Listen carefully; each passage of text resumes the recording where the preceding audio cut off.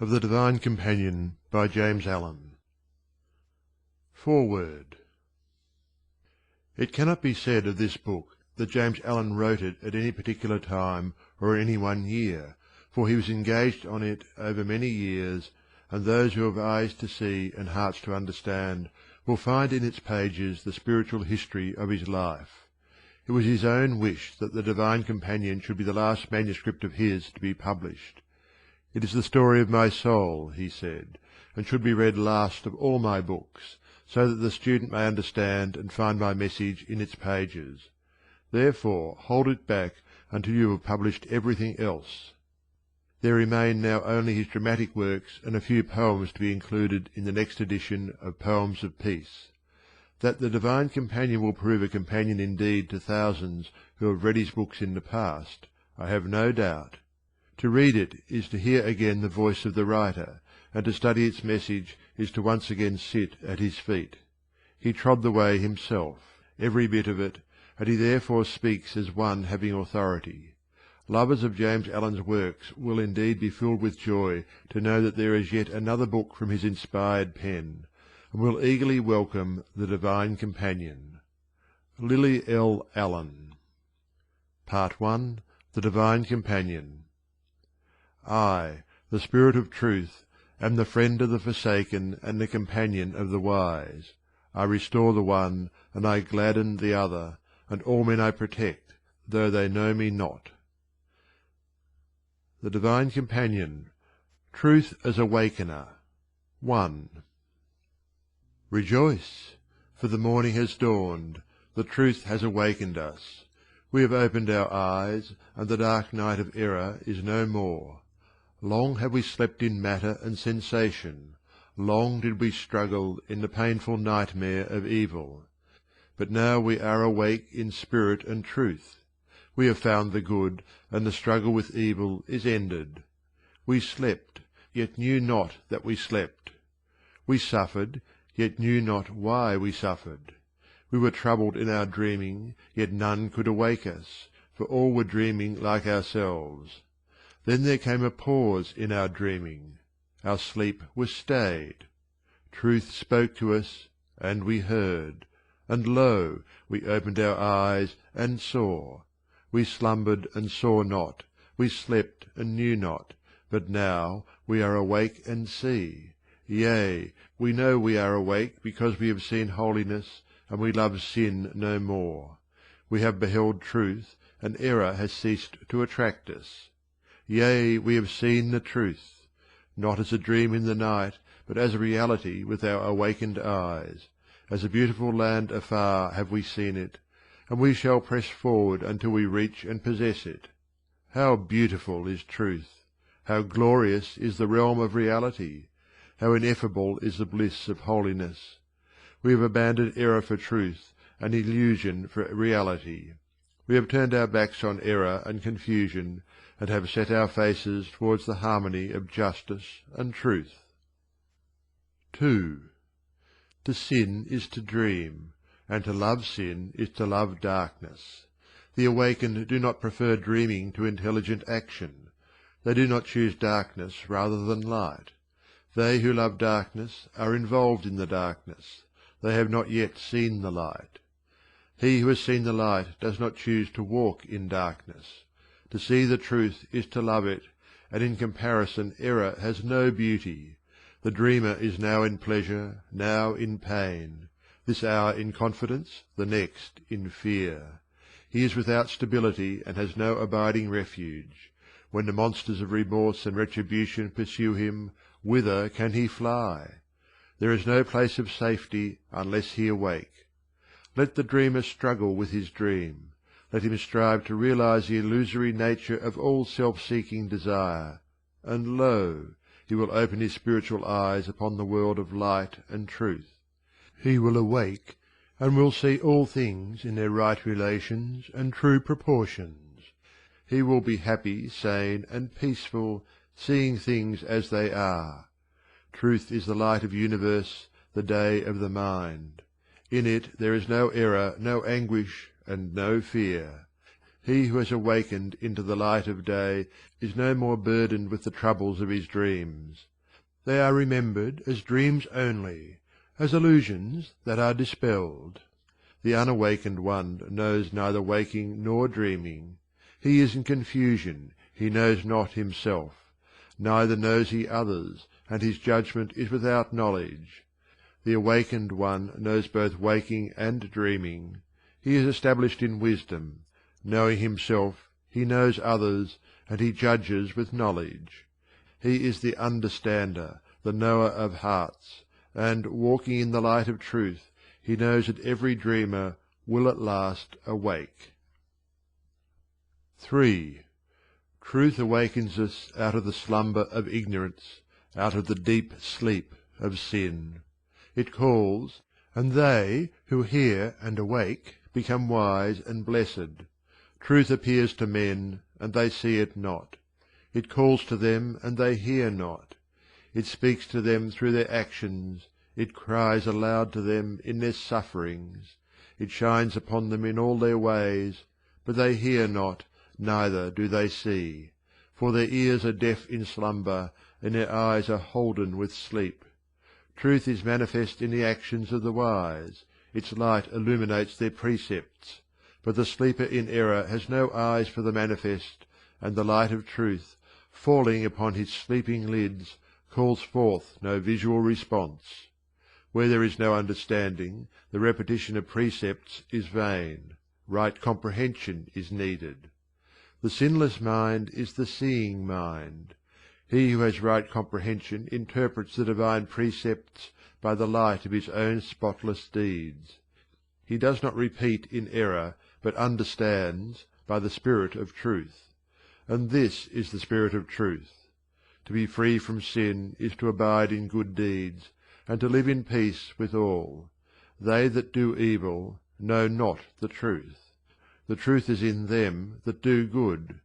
The deeds of truth shine like the stars at night, dispelling darkness. Truth reveals the everlasting good. It turns night to day, and changes the appearance of all things, so that sin and sorrow are not, and evil is no more. 4. We are awake and see, and we know we are awake because we see good. And we know we are of the spirit of good, because our lusts have departed from us, and the bondage of hatred is broken. We are wedded to purity. We are put on the raiment of righteousness, and we serve the spirit of love. Therefore are we awake. Therefore we know that truth has roused us from the sleep of evil. We are free and happy because we walk in the light, and we see all things clearly in that light, and we know the way we walk and whither we go. But when our lusts affrighted us, and hatred enchained us, when darkness enfolded us, and the dream of evil held us, then were we bound and miserable. We saw only our fitful dreams. We knew not the way we walked, nor whither we went. He that hates men as evil is in sin, and he that is in sin is unawakened. The awakened one is the lover of all men, and there is no hatred in him. And this is the sign that he is awakened in the truth, that he loves them that hate him. Truth ends the dream of evil. It dispels the illusions of hatred. It liberates the sleeper from darkness and dreams. Awake, ye that sleep in error! Rouse yourselves, ye that dream in sin! The splendour of a higher life is round about you, even the life of good. Open your eyes and see.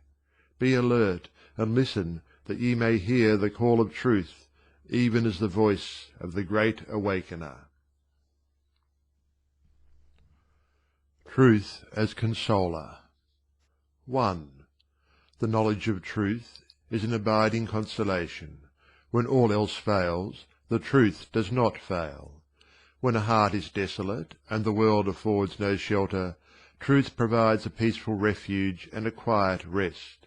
The cares of life are many, and its path is beset with difficulties.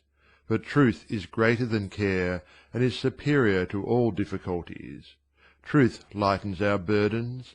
It lights up our pathway with the radiance of joy. Loved ones pass away, friends fail, and possessions disappear. Where, then, is the voice of comfort? Where is the whisper of consolation? Truth is the comforter of the comfortless, and the consoler of them that are deserted. Truth does not pass away, nor fail, nor disappear. Truth bestows the consolation of abiding peace. Troubles come to all, even the wise cannot escape them, but the wise have a sure and safe refuge in the eternal good. They have a comforter, even Truth, who removes the sting from affliction and disperses the clouds of trouble. Night descends upon the pure as upon the impure, but it holds no terrors for the pure, for the light of Truth shines in the darkness with assuring radiance. Sweet is the sleep of the innocent, and they that rest upon the bosom of Truth repose in peace. Day lights up the way both of the wise and the foolish, but the foolish are enveloped with the darkness of error. They stumble and are bruised, and have no comforter. But the wise walk in the light of Truth, and should they stumble, they are lifted up. Lo, they are healed and comforted. They that have the knowledge of Truth shall have the satisfaction of peace. They are not immune from the vicissitudes of life. They are not released from the cares and responsibilities of worldly duties. They are not unassailed by external foes. But they are restful at heart. Their minds abide in the great calm. 2. The worldly minded have no comforter, but if they forsake the world and fly to Truth, they will receive the sweet gift of consolation. The world is the place of pleasure and pain. The Truth is the abode of joy and peace. They that relinquish the excitements and dissatisfactions of the world for the sake of Truth will find an unfailing companion and friend, even the Eternal. Distress is in the world, yea, grief and sorrow abound. But the Truth is calm, it allays grief, and soothes away all sorrow. Hear ye the lamentations of the world, wilder are they than the tempest, deeper than the ocean's roar. Truth alone can still the tempests of passion and the storms of grief. Come ye up into the calm, resort ye to the great silence. Men are swept along by the force of turbulent passions, but when sorrow arrests them, they cry out in anguish. Love of worldly pleasure has brought them low, and the world can offer them no comfort. The world distresses, but the Truth consoles. They whom the world has destroyed and deserted, who are cast down by pain and sorrow, even they are befriended by the Truth when they turn to Truth. None are despised by Truth, none are turned away, none are left comfortless. Ye that are weary with pleasure-seeking, ye that are pain-stricken, ye that are lonely and desolate, come ye to the Truth. The Truth is above pleasure and pain. Be ye lifted up, be ye rested, be ye healed, be ye befriended and comforted. 3. He who clings to his delusions, loving self and sin, he cannot find the Truth, cannot receive the consolation of Truth. All that demeans and defiles must be abandoned. Truth is not found if the love of self is not renounced. They who lie or deceive, who hate or envy, who lust or covet, who think only of their own pleasure, whose aims are for self and the glory of self in all that they do, from such Truth is hidden by a veil of darkness, even the thick veil of error. From such the consolation of Truth is withheld, because they seek for self only, and not for Truth. They who are truthful and sincere, who love men and rejoice in their success, who are pure and generous, who seek the good of others in all that they do, to them Truth is revealed. Such stand face to face with good, and receive the consolation of Truth. The foolish seek satisfaction in sensual pleasures. The vain are pleased with the flatteries of the world. The one leads to misery and emptiness, the other to disappointment and humiliation. The wise abide in the joy of Truth. and there are no pitfalls for the humble. Their feet are steadfast in the way of peace. We have cancelled our compact with the world. Its pleasures are put away, abandoned, renounced. We perform the necessary uses of the world, but we no longer rest upon its forms, no more seek satisfaction in its thirsty desires.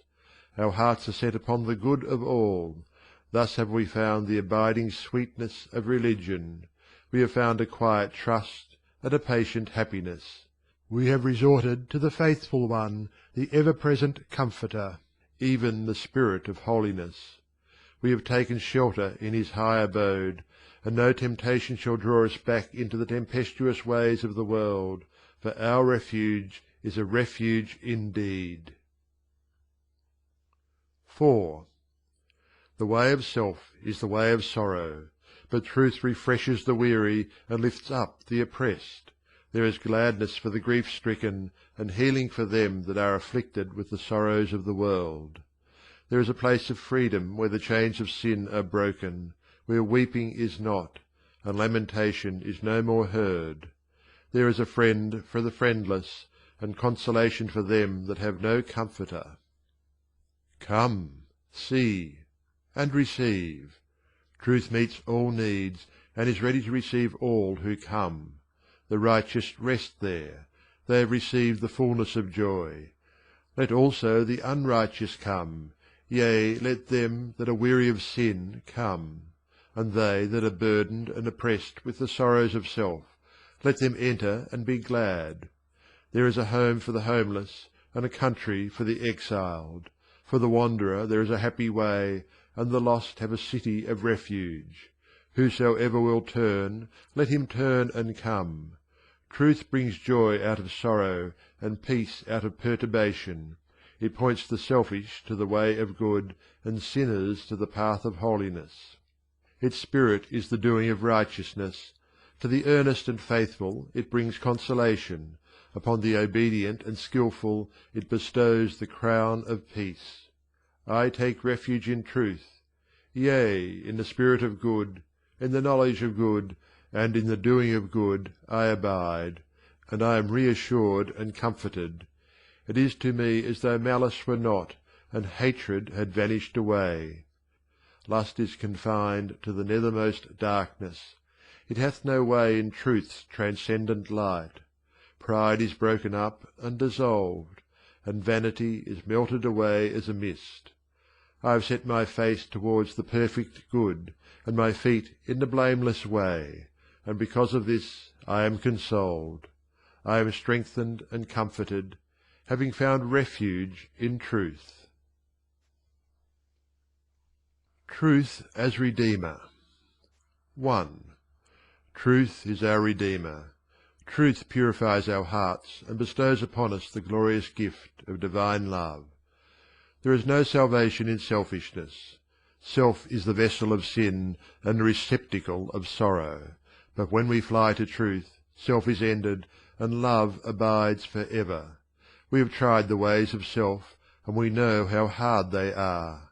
We also look upon the weary multitudes, and compassion is stirred within us. But now we have found the truth, the pilgrimage of self is ended. Our feet are rested, and there is no more weariness of heart. The nature of self is error. It cannot, therefore, comprehend truth. The experience of self is suffering. It cannot, therefore, apprehend bliss. When the vessel of self is broken, and its contents of error and suffering are scattered, then is truth revealed and realized. Truth alone can comprehend truth, and bliss apprehendeth bliss. How can self know love, seeing that its nature is its own gratification? How can it know peace, seeing that it cannot bestow love? How can it enter into salvation, seeing that it dreads the loss of its perishable lusts and empty pleasures? Self is the way of darkness and the path of pain. The redeemed have put away self and have accepted truth. Self regards error as truth when it is pleasing. It regards truth as error when it is displeasing. Seeking pleasure and dreading pain, it does not know good and evil.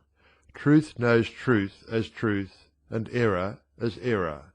It avoids evil and chooses good, without considerations of pleasure and pain. Divine love is the perfect flower of truth. For when truth fills the heart, love blossoms out in the life. By this flower is truth known. For wheresoever impartial love is, there is truth. Just deeds, pure actions, works untainted with self, minds controlled and calm. These are the angelic messengers of truth. The possessors of these are the redeemed. Their habitation is peace. 2. Truth is the saviour of the world. There is no other saviour. There can be no compromise with truth. It says, "Give up self." Truth is our Redeemer only when we yield up all to it.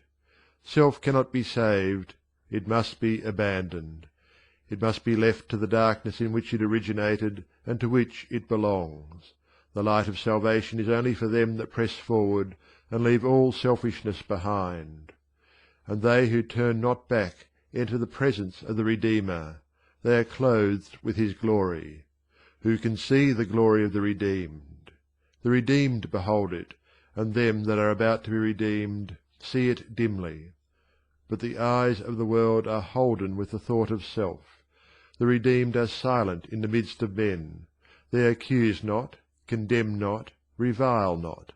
When smitten they are not angry, and when mocked they make no sign. Yet him that smote them they succour in his sorrow, and when they that mocked them are brought low, they lift them up and bless them. The utterance of truth is deeds. The redeemed are freed from all selfishness. They are made perfect in truth. The thought of self being eliminated, there is nothing remaining in them that can give rise to selfishness. They are calm and just, doing that which is right, and passion is purged from their actions.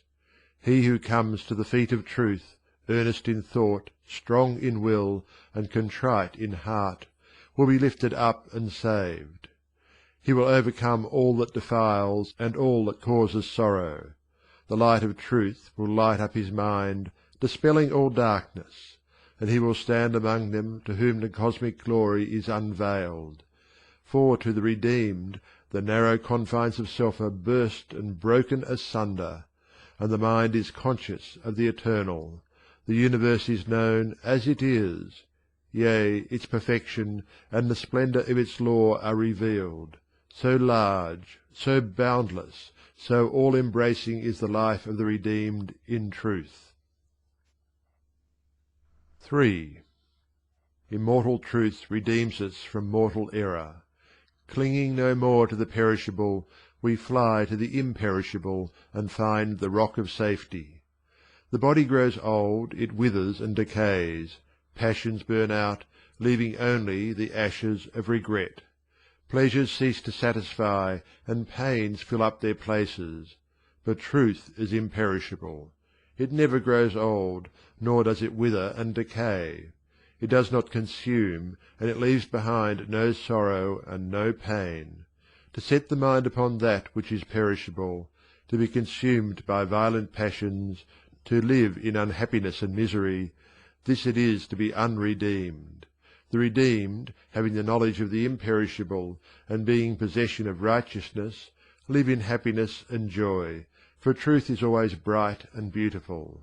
Yea, truth is always peace-bestowing. It calms the storms of strife. To the passion-driven it brings quiet. Upon the dark waters of anguish it pours the oil of stillness. The mind that is troubled it restores, and envelops it with silence. The redeemed are satisfied. They are in security and peace. They are not overtaken by the storms of passion, nor attacked and laid low by fierce desires. They abide in the place of safety. What enemy shall overcome the redeemed? Have they not slain the supreme enemy, even self? Have they not taken his stronghold, even their own hearts? Yea, they have purified their hearts, and the impure cannot overcome the pure. Out of the black night, out of the fierce war, out of the confusion and the conflict have the redeemed come, and now they dwell in the light. They abide with peace, and darkness and strife are no more. 4. The unredeemed are in the confines of self, they are surrounded with darkness, they seek for self only. The redeemed are in the glory of the universal, the impersonal, they are surrounded with light, they seek the good of all. Truth is the breaker of bonds, it liberates the slave, it sets the captive free. Who chooses bondage rather than liberty? Who prefers darkness to light? He who has not known liberty loves his chains, and he who has not seen the light prefers to remain in darkness. And when liberty is made known, it is desired. When light is perceived, there is no longer a dwelling place in darkness. The desires of the flesh are a tormenting fever, the hatreds, conflicts, and covetings of the mind are a consuming fire. But there is a healing for the fever, and a water for the quenching of the fire. Truth is the healer of the mind. It is a sweet medicine to the afflicted, and a draught of cool water to them that are troubled with thirst. There is no unrest in truth. The unredeemed are in the way of sorrow. Pain and weariness are their companions. Reaching after pleasures, they grasp sorrows. Striving eagerly for self, happiness departs from them. But the redeemed are in the way of gladness. Strength and joy are their companions, and, not departing from good, they dwell in the house of happiness. From what, then, are we redeemed? From what are we saved, and where is our salvation? We are redeemed from self and passion, from sin and sorrow, from unholiness and unrest. Even from these are we taken away. We are saved from lust and hatred, from pride and vanity, from covetousness and envy. Even from these are we drawn away. We are saved by the truth, by the practice of truth, by the knowledge of truth, and by the power of truth. Our salvation is from the truth. In truth we rest. Truth is the Redeemer of the world. Truth as Reconciler. 1. Truth is a reconciler of extremes. It neutralizes all opposites. It harmonizes all discords and contradictions. It brings back to us harmony and peace. When we were in error we saw all things as erroneous. Yea, when we were blind to our own error, we saw error in all else. We saw good as evil, and evil as good, light as darkness, and darkness as light. But now we have plucked out the eye of error from ourselves, we see the supreme good. Truth reconciles man to man. It reconciles man to the universe. It bestows upon him the knowledge of the good law. It reveals the hidden justice in all events. In error is unrest, and anger, and perturbation. Trouble and turmoil is ever with him who sees injustice, confusion, and contradiction. But he who sees justice, order, and harmony is calm and filled with peace. Error sees error, and truth sees truth. Error, being darkness, cannot penetrate the light, but truth, being light, can penetrate the darkness. Truth reconciles darkness with light. Error is the great unrest, truth is the great peace. He who looks with the eye of error is restless as the shifting winds, but restful as the stable mountain is he who looks with the eye of truth. We are reconciled to the world, we are reconciled to humanity, and being thus reconciled, we are at rest. Where unrest is, there is no reconciliation, and they who are not so reconciled have not received the truth. 2. All things are proportionate, all circumstances are just, all events are of causation. He who has received the light of truth sees all things in their right relations. All things are ruled by causation, all things are of the nature of causation. There is nothing which is not contained in cause and effect. Cause and effect are one. The divine law is one. Out of chaos into cosmos have we come. out of confusion into harmony, out of bewilderment into peace perpetual. There is good in all things. Out of evil comes suffering, out of suffering comes sorrow, and from sorrow is lowly wisdom born. Though the night be long, the morning comes, and with it comes sunshine and singing.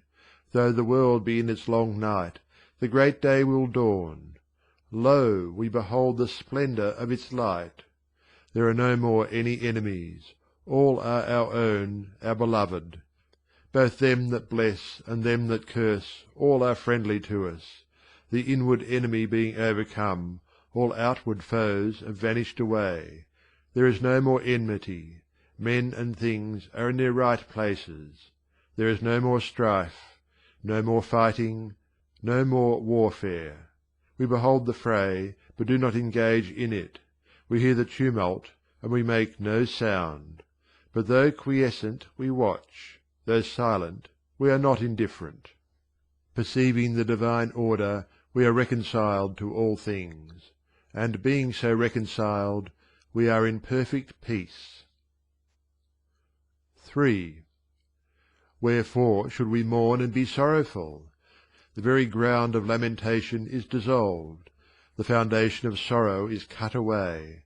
And as for sin and evil, they were, but are not. The sphere of controversy is broken.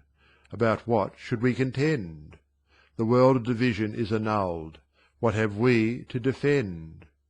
Can truth fail, that we should argue, that we should be anxious and concerned? Because truth endures for ever, our peace can never fail.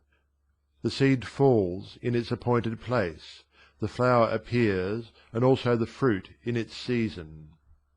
Day warms and night cools, light is shed and rain falls, snow covers and frost binds.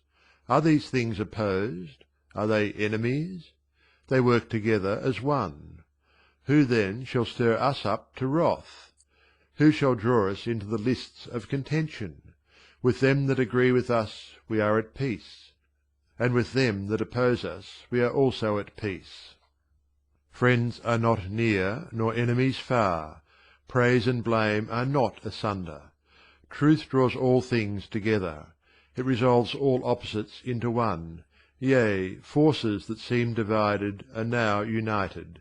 Things that seemed to contend are now in agreement. And events that seemed adverse are now friendly. How foolish we were in our fear! How blind in our bigotry! How hateful in our heart!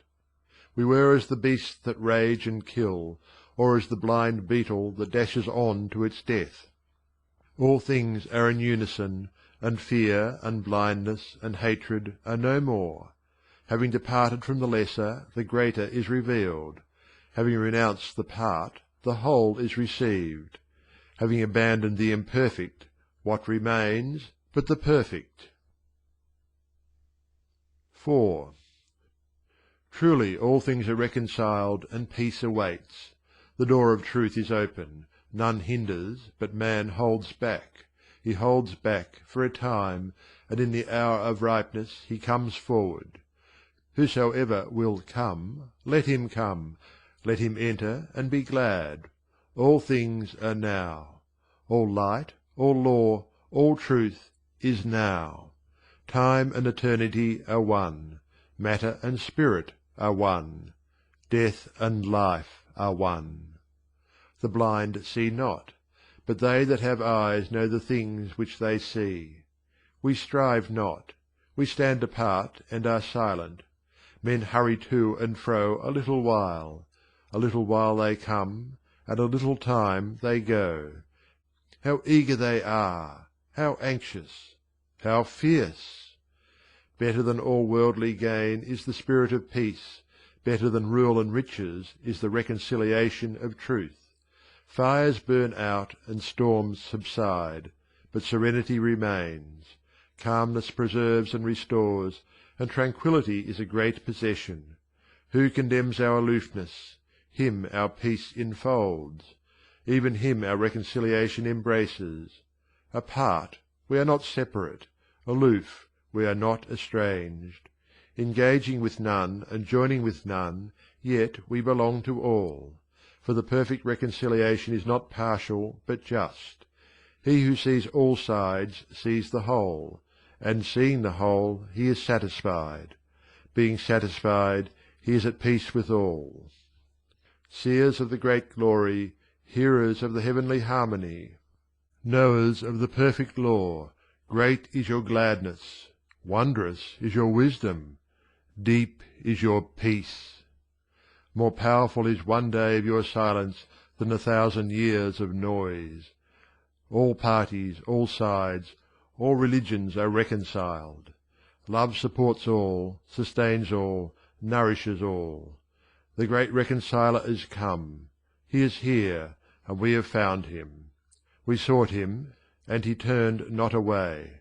And because of this we have received the world.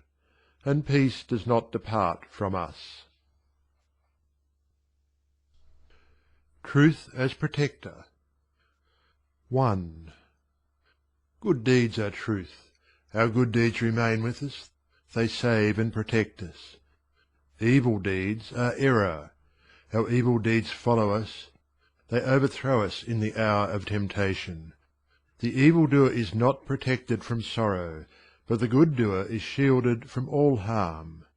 The fool says unto his evil deed, Remain thou hidden, be thou unexposed. But his evil is already published, and his sorrow is sure. If we are in evil, what shall protect us? What keep us from misery and confusion? Nor man, nor woman, nor wealth, nor power, nor heaven nor earth shall keep us from confusion. From the results of evil there is no escape, no refuge, and no protection. If we are in good, what shall overthrow us? What bring us to misery and confusion? Nor man, nor woman, nor poverty, nor sickness, nor heaven, nor earth shall bring us to confusion. The effects of good appear, though the cause be forgotten, and its refuge and protection is at hand. What can amulets and charms avail? What can the muttering of set prayers avail? What can the observance of formal rites avail? They cannot avail, they are empty, they are without efficacy, and are void of protection. Righteousness avails. The doing of good deeds avails. A pure heart and a blameless life avail. They are filled with joy and peace. Truth is a happy retreat and an eternal protection. In truth there is no more doubt and uncertainty. There is safety and security. There is a straight way and a quiet rest. 2. The righteous know the protection of truth.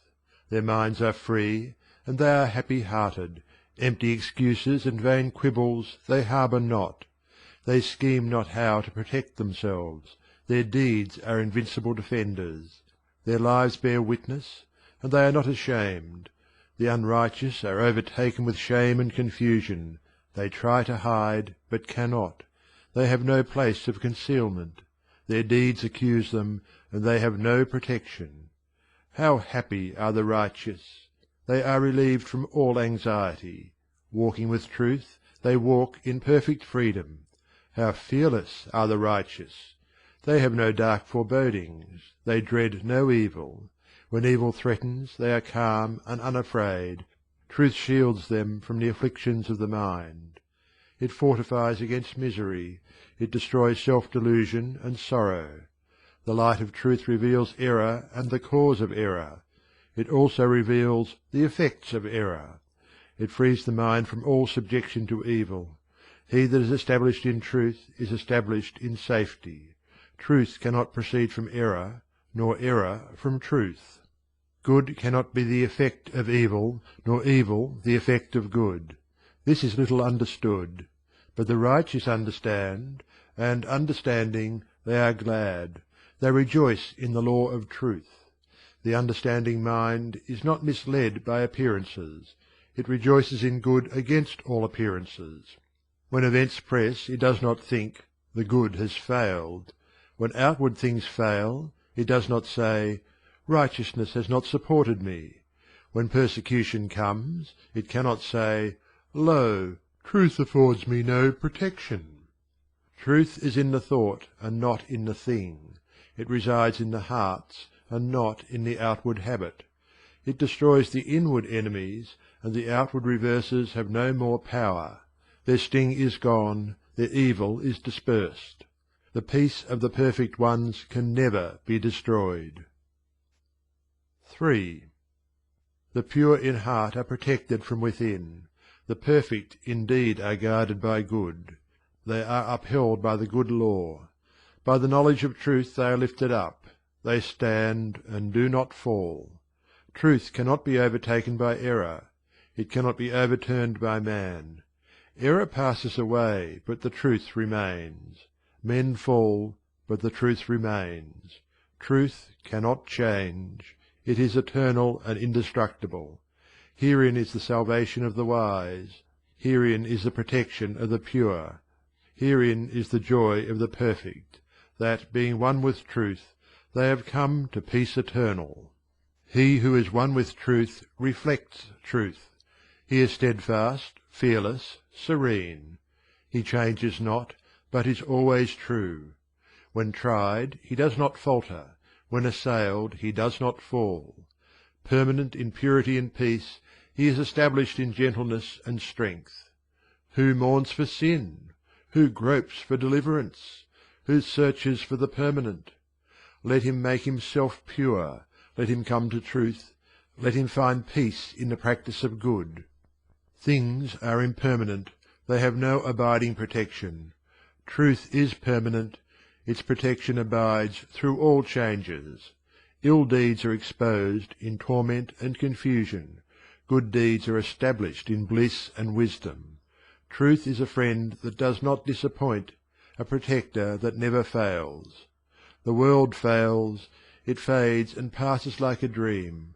Truth stands. It becomes more distinct and real.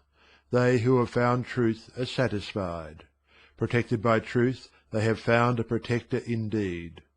The patient are protected from impatience.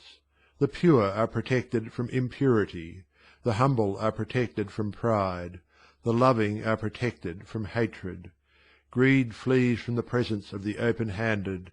Into the habitations of the peaceful strife cannot come. And folly walks not where tread the footsteps of the wise. Truth is its own security. It protects without premeditation. It dispenses with disguises, and shields by its own inherent reality. Its light disposes of all darkness. It exposes the false, and reveals the true. Error falls before truth. Its shield is shattered, its sword broken. Yea, it is laid low, and cannot rise. It is helpless, and has nor champion nor defender. Truth does not fall before error. The powerless cannot overcome the powerful. The lesser cannot subdue the greater. The slave does not command the master. All things are subject to truth. Truth is a shield to the righteous, a shelter to the pure, a light upon the pathway of the just. Truth is supreme. Truth is invincible. Truth is triumphant for ever and ever. End of Part 1 of The Divine Companion, by James Allen.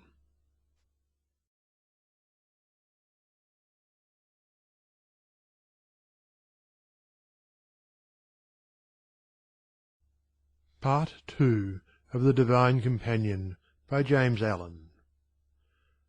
The Divine Dialogue. The Divine Dialogue between the Master and the Disciple. The Divine Dialogue between the Master and the Disciple. Master, read by Bob Gonzalez. Disciple, read by Algy Pug. I, the Master, dwell in the hearts of all men, but all men do not consciously dwell with me. He that abides with me, in all his thoughts and deeds, has reached the divine consummation. Salutation. Rejoice, all ye who seek truth.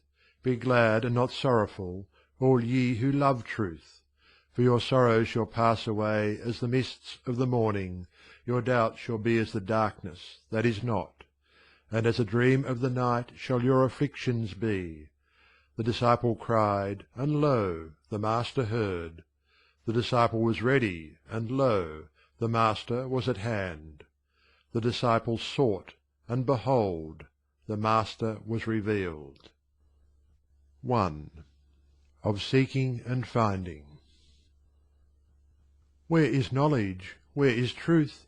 Where is peace? I am sorrowful, and find no comfort in men. I have gone astray, and find no surety in the teachings of men. Yea, even in myself I find no truth, and no remedy for my doubt and sorrow. I have striven in the pride of my heart. I have contended with men for my opinions.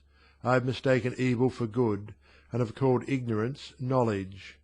And now I am alone, and there is none to hear me. And if I cry, there is none to hear my voice. Nay, I am with thee, and I hear thy voice. Who art thou that dost assure me? I am the Spirit of truth. O Master, O Spirit of truth, why didst thou not come to me before? Why didst thou leave me so long desolate? Thou wert not desolate till now. Pride was thy companion, and pride satisfied thee. Where pride is, there I cannot come, and he who listens to its flatteries cannot hear my voice.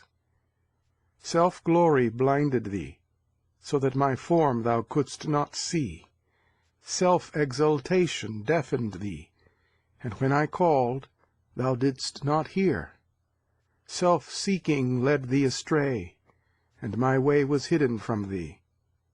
But now, having put away pride, thou hast both seen and heard. Ask, and I will answer. Seek, and thou shalt find.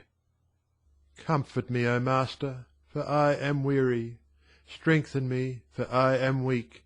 Teach me, for I am lacking in knowledge.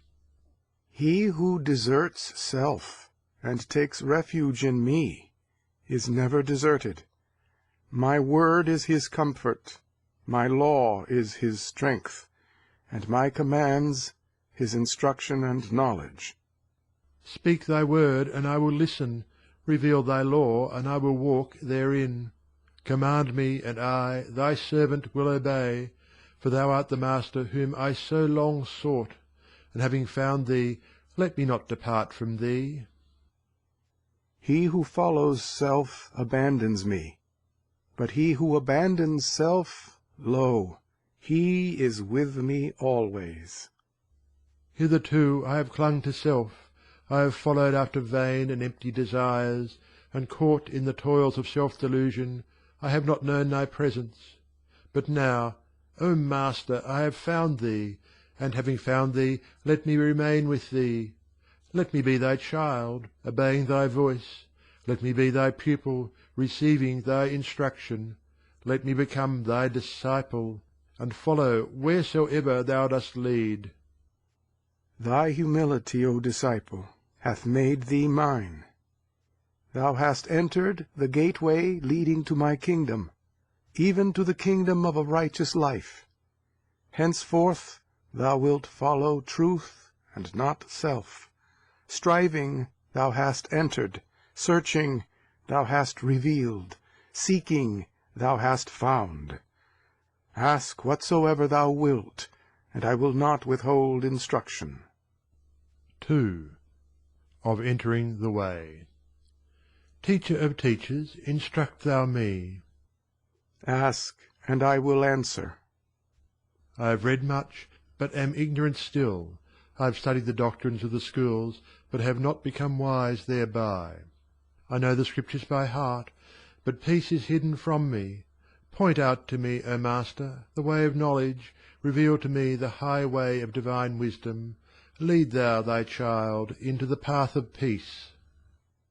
The way of knowledge, O disciple, is by searching the heart. The highway of wisdom is by the practice of righteousness, and by a sinless life is found the way of peace. Bear with me, O Master. In my uncertainty I am bewildered by the multitude of opinions, and by the number of schools am I confounded. Delusion blinds me, doubt encompasses me, and I cannot find the way wherein I should walk. Teach me how to search, how to practice, how to wear the garment of a blameless life. Delusion and doubt, O disciple, are within thyself. Within thyself also are reality and certainty. By thine own errors only art thou blinded. Remove those errors, and thou shalt behold truth. Engage, therefore, in holy meditation. Search thy heart with the searching of truth, and cast out therefrom all that is of self. What is of self? Desire and passion and egotism. From desire and passion and egotism springs self-delusion, and self-delusion is the obscuration of truth. Renounce desire, overcome passion, put away egotism. Then will delusion be dispelled, and all thy doubts will vanish. O Master! Great is the task which thou hast set before me, laborious the work which thou commandest me to do. Steep and strange the way of renunciation which thou hast pointed out to me. Desire is deeply rooted in my nature, and passion binds me fast to earthly things. Yea, desire and passion are my very self. Must I renounce myself? Must I yield up that which seems so sweet? All men long to preserve the self, they pray for its eternal preservation and possession, and must I let it perish? Thou must, for thou hast vowed to follow me. Yea, I have vowed, and I will follow thee. Seest thou how all men suffer? This is because they long to preserve the self. This is because they labor for its eternal preservation and possession. In desire and egotism and passion are turmoil and unrest. In me alone is peace. Weary and pain-stricken is the world, because it knows not me. But in me there is no weariness, and pain and sorrow cannot come to my abode. My abode is a purified heart. The upright mind is my temple, and the blameless life is my holy habitation. I will take refuge in thee, in thy abode, in thy temple, yea, even in thy holy habitation. The purified heart is not stained by desire. The upright mind is not impelled by passion, and in the blameless life there is no thought of self. Search thy heart, and follow truth. Put away the self of desire and passion and egotism. Deny, overcome, and abandon it.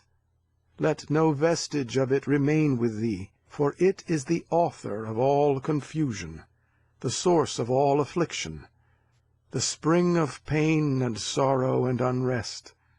Rest thou in me. Thou hast pointed out to me the way of truth, even the holy way of selfishness. That way will I walk. My resolution, O Master of Truth, is fixed in thee. I will put away desire, and will cling to thee. I will be deaf to the voices of passion, and will listen only to thy voice. I will not seek my own, but will obey the holy law. Lo, I have put my feet upon thy way. Lead thou thy servant unto light and peace.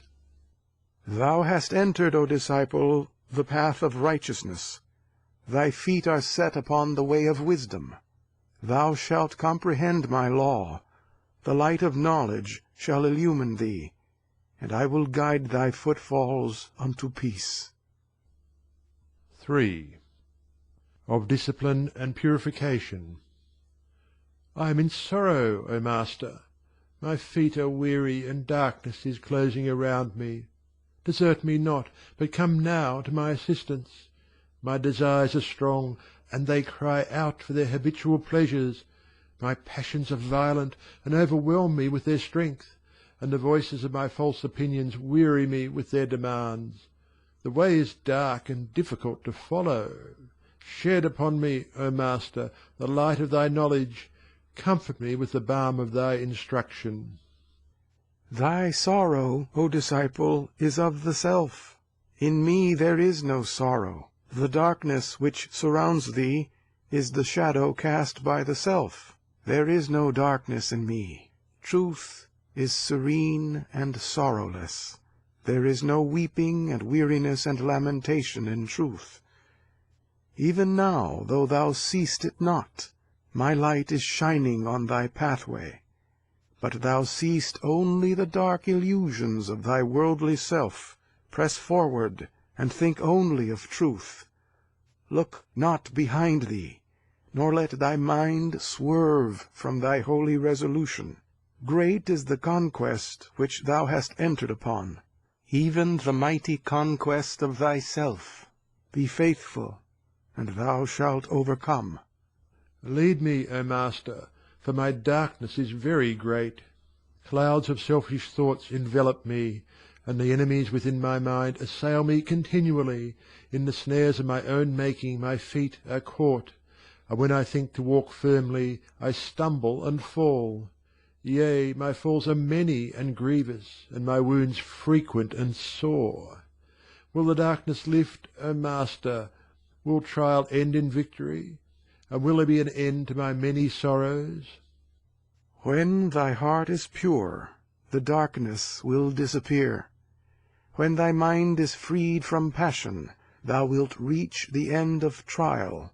And when the thought of self-preservation is yielded up, there will be no more cause for sorrow. Thou art now upon the way of discipline and purification. All my disciples must walk that way. Before thou canst enter the white light of knowledge, before thou canst behold the full glory of truth, all thy impurities must be purged away, the delusions dispelled, and thy mind fortified with endurance. Though darkness surroundeth thee, though temptation assaileth thee on every hand, though thou art sore distressed and seest not before thee, yet relax not thy faith in truth. Forget not that truth is eternally supreme. Remember that I, the Lord of truth, am watching over thee. Great is my faith in truth, and I will not forget, but will remember thee. Walking faithfully the path of discipline and purification, not forsaking and abandoning it, and not longing to enjoy the pleasures which thou hast left behind thee, thou wilt learn those things which are necessary for thee. Thou wilt learn of the nature of sin and the meaning of temptation, of suffering and sorrow, and their cause and cure, of the fleeting nature of thyself and its pleasures, of the permanence of truth and its abiding peace, of what are the marks of ignorance, and what constitutes knowledge, of what makes evil, and what is eternally good, of the painfulness of self, and the bliss of truth wilt thou learn. Thou wilt also learn of illusion and reality. Be faithful and endure, and I will teach thee all things. I will not turn my face from thee, nor will I desert thy holy way. Hear me again, O disciple. Walking faithfully the path of discipline and purification, not abandoning it, but submitting to its austerities, thou wilt acquire the 3 lesser powers of discipleship. Thou wilt also receive the 3 greater powers, and the lesser and the greater powers will render thee invincible. By their aid thou wilt subdue all sin. Thou wilt overcome the uttermost. Thou wilt achieve the supreme conquest. What are the lesser and the greater powers? Self-control, self-reliance, and watchfulness. These are the 3 lesser powers. Steadfastness, patience, and gentleness. These are the 3 greater powers. When thy mind is well controlled, and in thy keeping, when thou reliest upon no external help, but upon truth alone, and when thou art ceaselessly watchful over thy thoughts and actions, then will the three lesser powers be thine, and with these powers thou wilt dispel the great darkness. Thou wilt approach the supreme light. Approaching the supreme light, thou wilt become steadfastly fixed in truth. Thou wilt become patient with an infinite patience, and gentle with a gentleness which nothing can change or mar. Then will the three greater powers be thine. Then wilt thou come to the end of the path of discipline, and wilt ascend unto the higher path of knowledge. Walking the path of knowledge, thy sorrow will cease. Thy darkness will pass away forever, and joy and light will wait upon thy footsteps. I am reassured, O Master, and am strong to proceed. I am obedient to thee, and will submit to thy discipline, for thou hast comforted me with the word of knowledge. Thou hast strengthened me with the exhortation of truth. Thou hast instructed me with the instruction of enlightenment. Blessed is he who obeys the truth. He shall not remain comfortless, but shall receive the benediction of peace. 4. Of Renunciation. Teacher divine, thy light is breaking in upon my mind. I now know the cause of my sorrow and suffering. I apprehend the sorrows of mankind. For my sufferings are the sufferings of the world.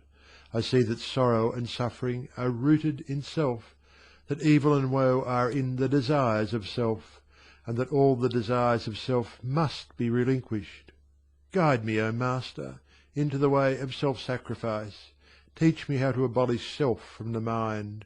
Reveal to me the truth about renunciation. Renunciation, O disciple, is twofold. There is renunciation in the letter. There is also renunciation in the spirit.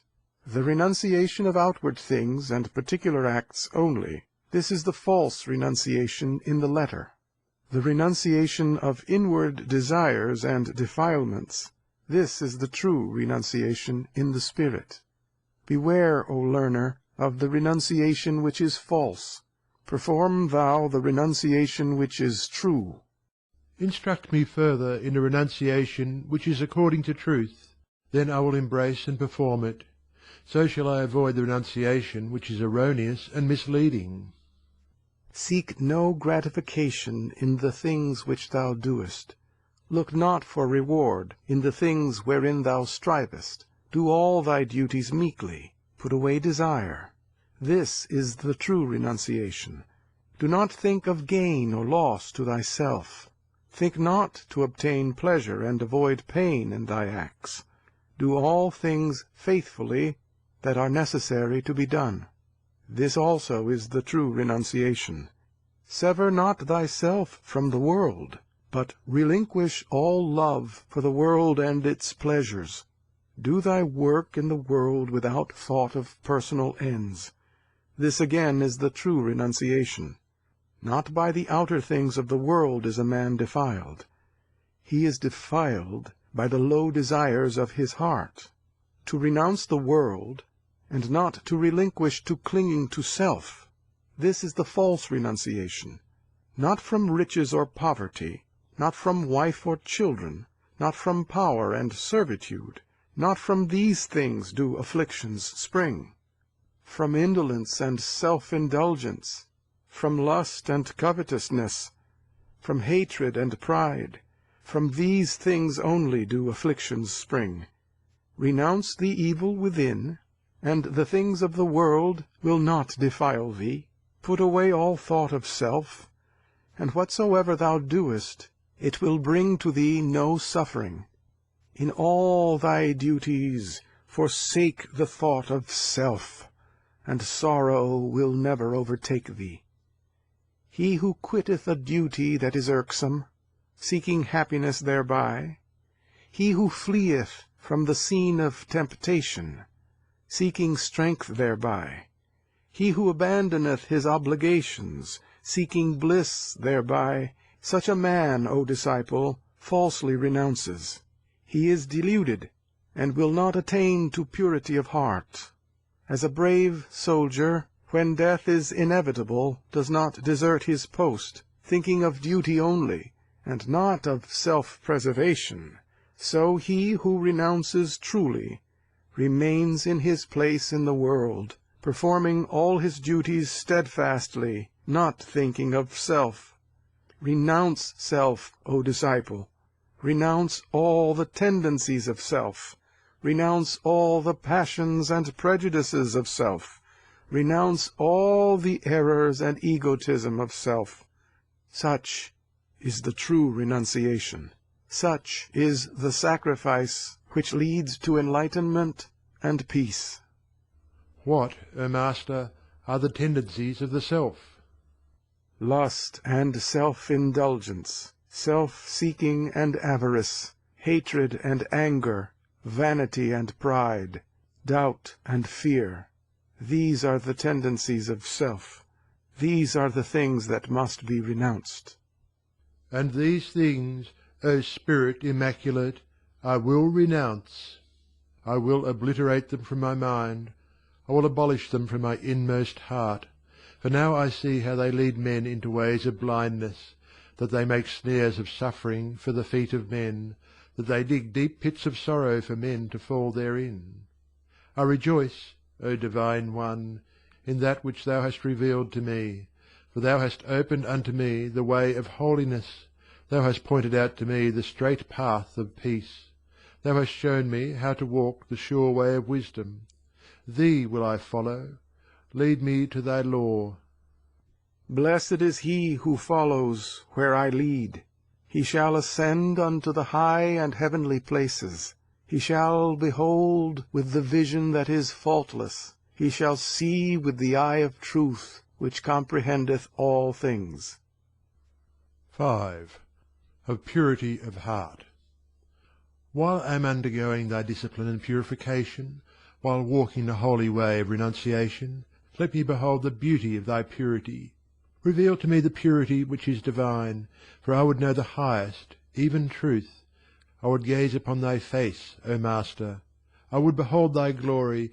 I would see thee as thou art.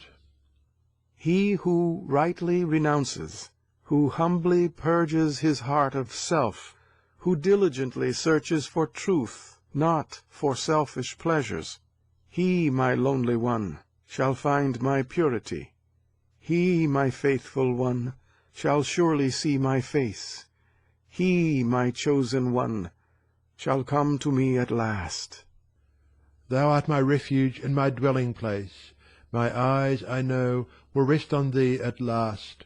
My heart, at last, will stay itself on thee. Show me the highest and holiest way, even the stainless way of purity. Thou art ready to be washed free from thy defilements. As a vessel thou art ready to be cleansed. And when thou art cleansed, thou shalt be filled with the pure water of truth. By these 4 things is the heart defiled: the craving for pleasures, the clinging to temporal things, the love of self, the lust for personal continuance. From these 4 defilements spring all sins and sorrows. Wash thou thy heart, put away sensual cravings, detach the mind from the wish for possession, abandon self-defense and self-importance, and do not long for personal immortality. Thus putting away all cravings, thou wilt attain to satisfaction. Detaching thy mind from the love of perishable things, thou wilt acquire wisdom. Abandoning the thought of self, thou wilt come to peace. And not lusting for eternal life, thou wilt realize the incorruptible truth. He is pure who is free from desire, who does not crave for sensual excitements, who sets no value on perishable things, who is the same in riches and poverty, in success or failure, in victory or defeat, in life or death, who does not set up his own opinions, who is willing not to be. Lo, He it is who possesses my pureness. His happiness remains, his rest is sure, his peace is not disturbed. He knows what constitutes holiness. He understands the stainlessness of truth. I will cleanse my heart with the cleansing of truth. I will be pure as thou art pure. I will put away the thought of pleasure. I will not covet perishable things. My personality I will regard as of no importance, ceasing to crave for its eternal continuance. Death comes to all men, and the tears of sorrow flow. But truth is eternal, and its knowledge leads to peace. I followed self, but it was filled with pain. I followed the world, but it was fraught with heavy sorrow. But now, O Master of Truth, I follow thee, and thou art leading me to bliss unspeakable. Thou directest my steps into the way of purity and peace. Be strenuous in effort, strong in resolution, patient in endurance. So wilt thou overcome all sin. Thou wilt become divinely pure. Sorrow and pain thou wilt altogether subdue, and thou wilt acquire joy and strength and equanimity. 6. Of righteousness. Stand up, Son of Light, and put on the garment of righteousness. Rejoice, and enter the glad way of holiness. Open thine eyes, and behold the glory of truth. For thou hast been faithful and obedient. Thou hast been patient and enduring. Thou hast conquered and overcome. The great enemy, even self, thou hast slain. The great darkness, even the darkness of ignorance, thou hast dispersed. The great veil, even the veil of illusion, thou hast torn asunder. Henceforth thou shalt walk in the way of knowledge. Thou shalt dwell with peace. Thou shalt bask in the light of immortality. Rise up, Son of Truth, in my divine dignity. Put on the shining life of righteousness. For thou art no longer self, thou art truth. Thy deeds will be according to the eternal, and thou wilt be a beacon to mankind. Now, O Master, I see thee as thou art. I see thy ineffable beauty and glory. How can darkness dwell where thou art? How can sin and sorrow approach thee? I am dazzled by the power of thy majesty. Thou art truth. Thou art the Eternal. And he who knoweth thee liveth in thy light. He doeth the deeds of light, and not of darkness. Point out to me now, O Master, the righteous way. Reveal unto me the jewels of the perfect life. Instruct me in the doing which is according to the eternal, so that I may be watchful and fail not. Unrighteous is he whose acts are born of self. Righteous is he whose acts are born of truth. The unrighteous man is swayed by his feelings. Likes and dislikes are his masters. Prejudices and partialities blind him. Desiring and suffering, craving and sorrowing, self-control he knows not, and great is his unrest. The righteous man is master of his moods. Likes and dislikes he has abandoned as childish things. Prejudice and partiality he has put away. Desiring nothing, he does not suffer. Not craving enjoyment, sorrow does not overtake him. Perfect in self-control, great peace abides with him. Do not condemn, resent, or retaliate. Do not argue or become a partisan. Maintain thy calmness with all sides. Be just and speak truth. Act in gentleness, compassion, and charity. Be infinitely patient. Hold fast to love, and let it shape thy doing. Have good will to all, without distinction. Think equally of all, and be disturbed by none. Be thoughtful and wise, strong and kind-hearted. Be watchful, that no thought of self again creep in and stain thee. Think of thyself as abolished, dispersed. In all thy doing, think of the good of others and of the world, and not of pleasure or reward to thyself. Thou art no longer separate and divided from men. Thou art one with all. No longer strive against others for thyself, but sympathize with all. Regard no man as thine enemy. Thou art the friend of all men. Be at peace with all. Pour out compassion on all living things. Let boundless charity adorn thy words and deeds. Such is the glad way of truth. Such is the doing which is according to the Eternal. Filled with joy is the right doer. He acts from principles which do not change and pass away. Abandoning personality, he has become a power. He is one with the Eternal, and has passed beyond unrest. The peace of the righteous man is perfect. It is not disturbed by change and impermanence. Freed from passion, it is equal-minded, calm, and does not sorrow. He sees things as they are, and is no more confused. Thou hast clothed me, O Master, with righteousness. The perfect life thou hast revealed to me. Thou hast shown me the holy and the happy way. Self is abolished, and I am thine. My thoughts are thy thoughts, my words are thy words, my deeds are thy deeds. Thou art eternal, and all my doing shall be from thee. Allayed is the fever of life, dispersed is all the darkness of the mind. Uncertainty and unrest have vanished away, sin and suffering are ended, and peace abides for ever. Thou hast opened thine eyes to the eternal light. Thou art no more self-deceived nor self-afflicted. Enter now, O disciple, the highway of divine knowledge, and receive the bliss of immortality. 7.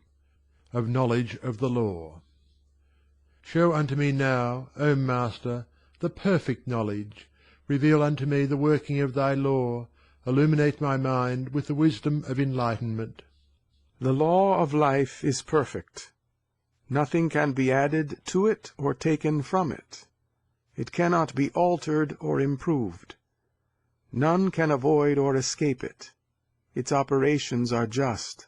It is eternal, and abides in the midst of change. By it all things are protected, and there is no confusion. The good is preserved in bliss and peace. The evil is purified with punishment and suffering. Knowledge it crowns with calmness. Ignorance it scourges with unrest. It works with twofold action. It is eternal causation. It takes note of every thought and deed. Thou hast attained, O disciple, to spiritual vision. Look now upon the world, and tell me what thou seest. I see, O Master, the great darkness, called ignorance. I see lurking therein the smouldering sparks of desire. I see how those sparks gather strength, they intensify into flaming passions, and over all mankind are heavy clouds of sorrow, and these are for the quenching of passions. Thou hast well seen. Look again, and say what thou beholdest. My sight hath pierced the cloudy veil of sorrow, and above all I see the great light called truth, and there is no darkness therein. No desires can enter there, and there are no consuming passions. There is no weeping, and no unrest. Thou hast seen, O disciple, the law of life. Thou hast perceived the twofold action of the law. There is ignorance, which fosters desire. Desire is the painful hunger to obtain. It is also the feverish clinging to that which is obtained. Thence arises separation from the thing desired, and this is suffering and sorrow. From desire also arises egotism or selfishness. Thus is created an illusory self, and in the delusion of the self is the nightmare of the world's woe. Thus man suffers by the action of the law. He can also escape suffering by the action of the law. When desire is abandoned, the painful hunger of the mind is cured. The burning fever of clinging to things is assuaged, and there is no separation and sorrow. Thence arises union with all that is, and this is satisfaction, bliss, and peace. From non-desire also proceed humility and love. The delusion of a permanent and separate individuality is destroyed, the preservation of the self is abandoned, and thus is cut away the ground of hatred and pride and selfishness. Then arises holiness. The reality of things is revealed. Truth is perceived, comprehended, and known, and this is the knowledge of the law. This is the bliss of immortality. Very simple is the law, O Truth, yet who shall comprehend it? Beautiful to behold, yet who can gaze upon it? Faultless in equity, yet who will listen and receive it? The pure-hearted one receives, beholds, and comprehends. He acts with the action that is not attained by sin. His charity is without limit. It embraces all living things. He perceives with the vision that does not err. He does not condemn, knowing the perfect law, and knowing the perfect law, he has entered into peace. Where knowledge is perfected, peace abides. Great is the calmness of the wise, deep is the peace of the pure, perfect the bliss of them that know the truth. Stilled are the tempests of the mind. There is no more perturbation. There is a haven for the storm-tossed, a home for them that are lost and forsaken, a refuge for all who wander in the night. I have found thee, thou Eternal One, at last. Thou hast sought and found. Thou hast fought and conquered. Thou hast striven and attained. He who has afflicted has become the healer of men. The child has become the instructor. The pupil has become the teacher. The disciple and the master are one. What I am, that thou art. Abide with me in peace. Benediction. And now peace abides. Self is dispersed, and there is no more anguish. Truth is attained, and affliction has ceased to be. The pilgrimage of pain is finished. There is no more toil and darkness. There is no more doubt and weeping. Unrest and sorrow have vanished away. Love folds the world. To all that suffer, peace. End of the Divine Dialogue. End of Part II of the Divine Companion by James Allen.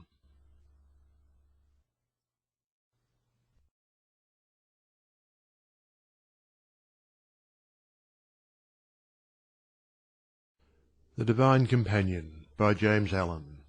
Part III. The Divine Messages. Section 1. Prophecies. I, a sower, cast forth this seed upon the broad plains of the world, and leave it to the watchful care of the Supreme. The Divine Messages. The first prophecy, called the Awakening.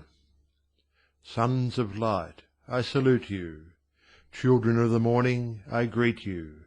Awake, arise, and rouse ye them that slumber. I proclaim to you the advent of the morning.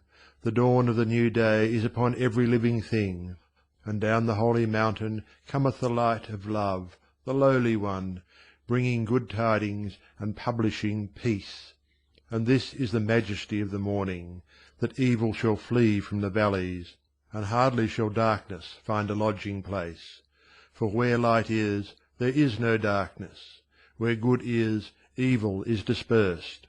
Where peace is, strife is destroyed. Where love is, all hatred has ceased. Where purity is, all sin is overcome. And from the abode of truth all error has fled away. And this is the joy of the morning, that evil is conquered and good is triumphant, that the glory of truth is revealed, that the path of perfection is opened up, and the bliss of a holy life is partaken of. And this is the consummation of the morning, that darkness is dispelled by light, ignorance by knowledge, illusion by reality, and error by truth.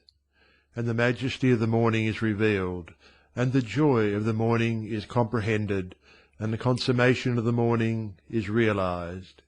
Ye who have waited, come now and gaze your fill. Upon the heights the coming of the King is announced, even the King of peace. And they who are stricken and afflicted shall be made glad. The mourners and they that sorrow shall look up and rejoice.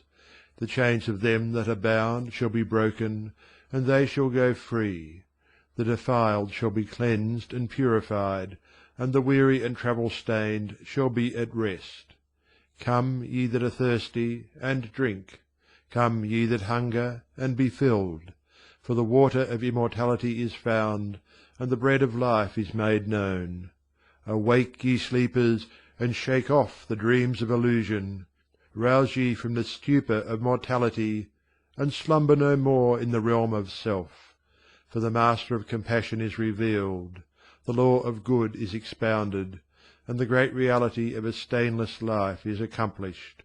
The truth of the ages is made plain. In the tabernacle of the holy heart it is revealed. The guileless perceive it, the righteous hear it, the holy realize it.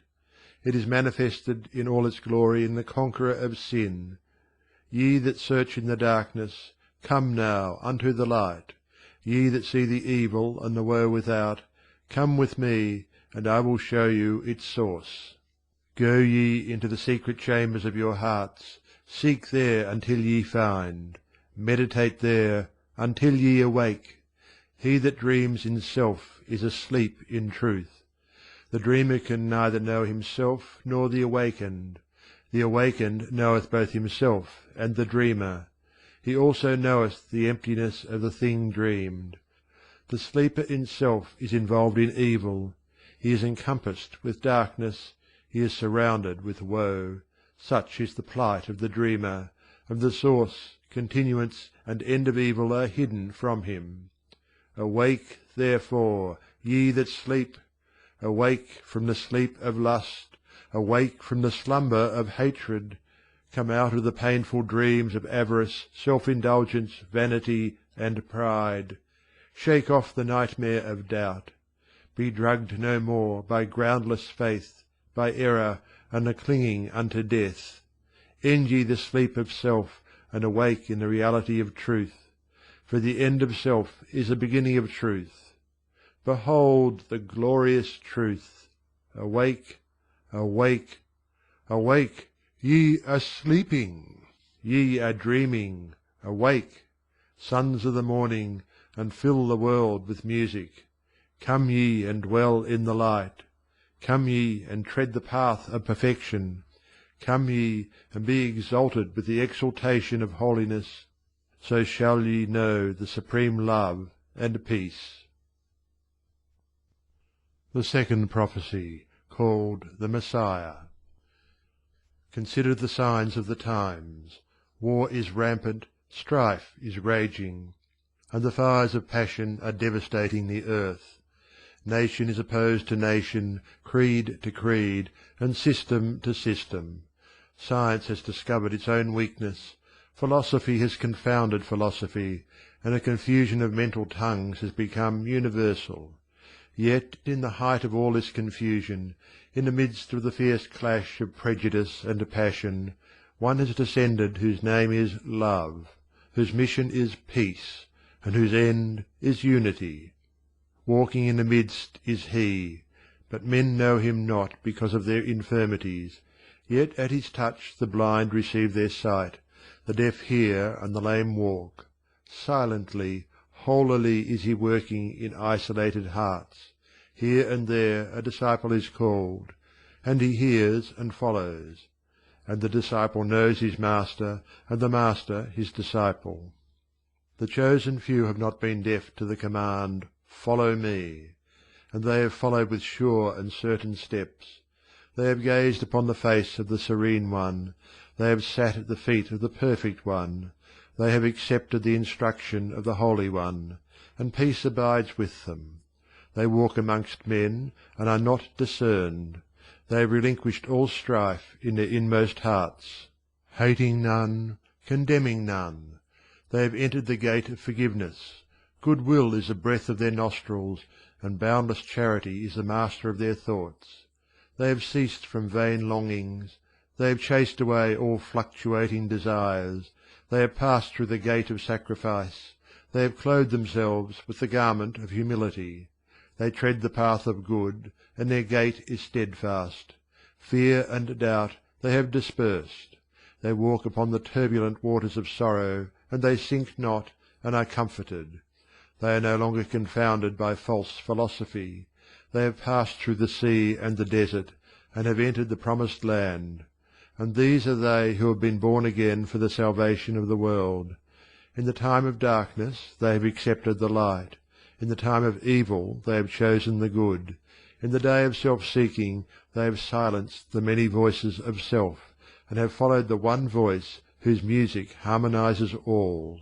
Therefore they rejoice, not blind to the evil, but because the Omniscient One has shown them the end of evil.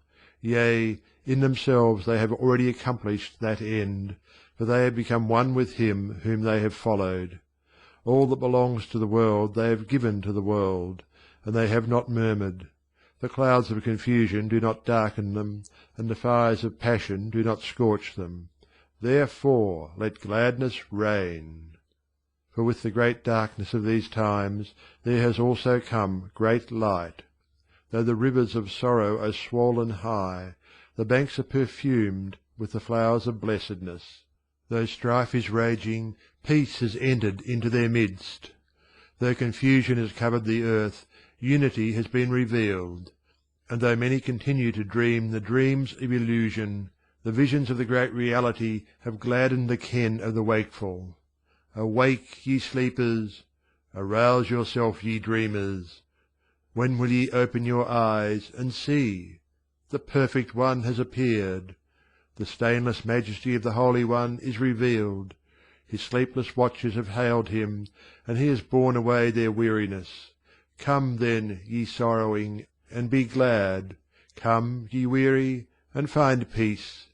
Come, ye toilers, and be at rest. For the longing of the ages is fulfilled, and he whom we call Master has appeared. He is the sacred inmost heart of love. The third prophecy, called the All-One. To do good and to remain unknown, let this be called humility. To bless one's persecutors, let this be called love. To rejoice at the good fortune of one's enemies, let this be called perfection. Thus is the All-One manifested, thus is the truth made known. The knowers of the All-One are perfect. They are without sin, dwelling in truth and robed with holiness. Behold, the All-One is revealed. He is made known to his worshippers. The garment of evil has fallen away from them, and they have put on the perfect garment of good. The old bottles of error are broken, and the new bottles of truth are filled with the wine of life. The believers in the All-One drink and are satisfied, and the doers of his word enter into the joy of immortality. And who are they that believe in the All-One? Who are the doers of his word?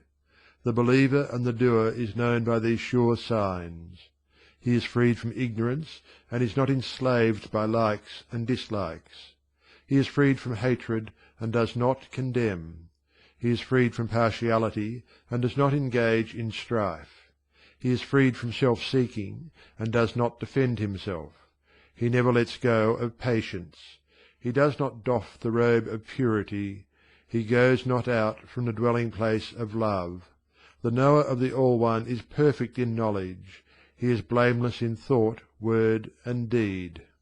The All One is sought by practice.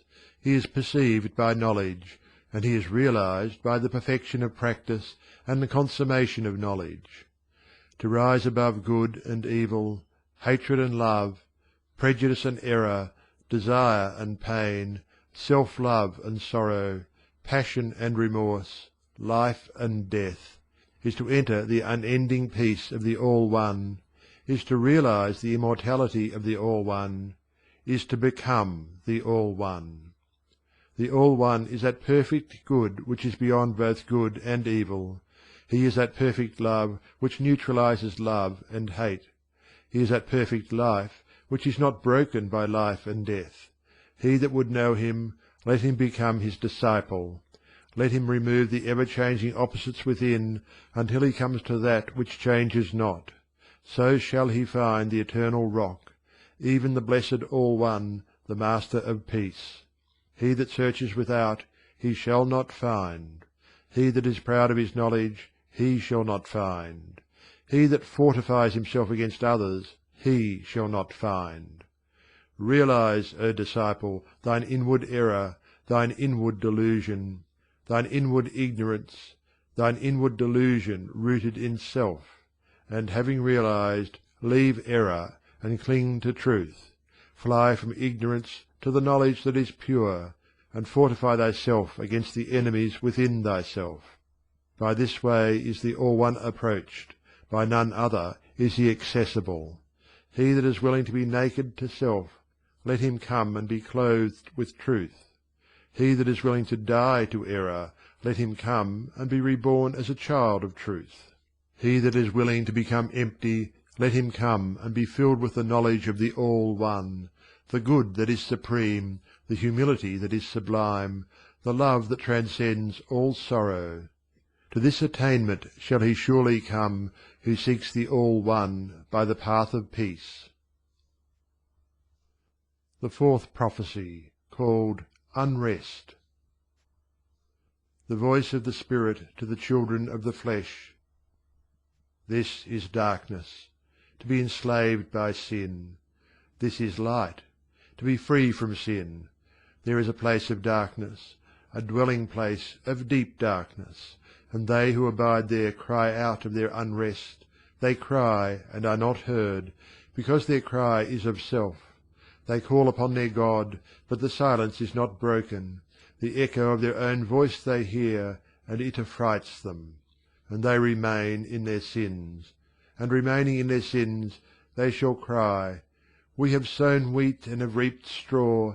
We have ploughed, but we have no produce of our labour. And lo, the great famine is upon us. We stored away much grain, but the rats have devoured it. We put away much fruit, but it has decayed, and the long winter is before us. We bartered and acquired much gold, yet we perish. For some the thief has stolen, and the rest is mouldy.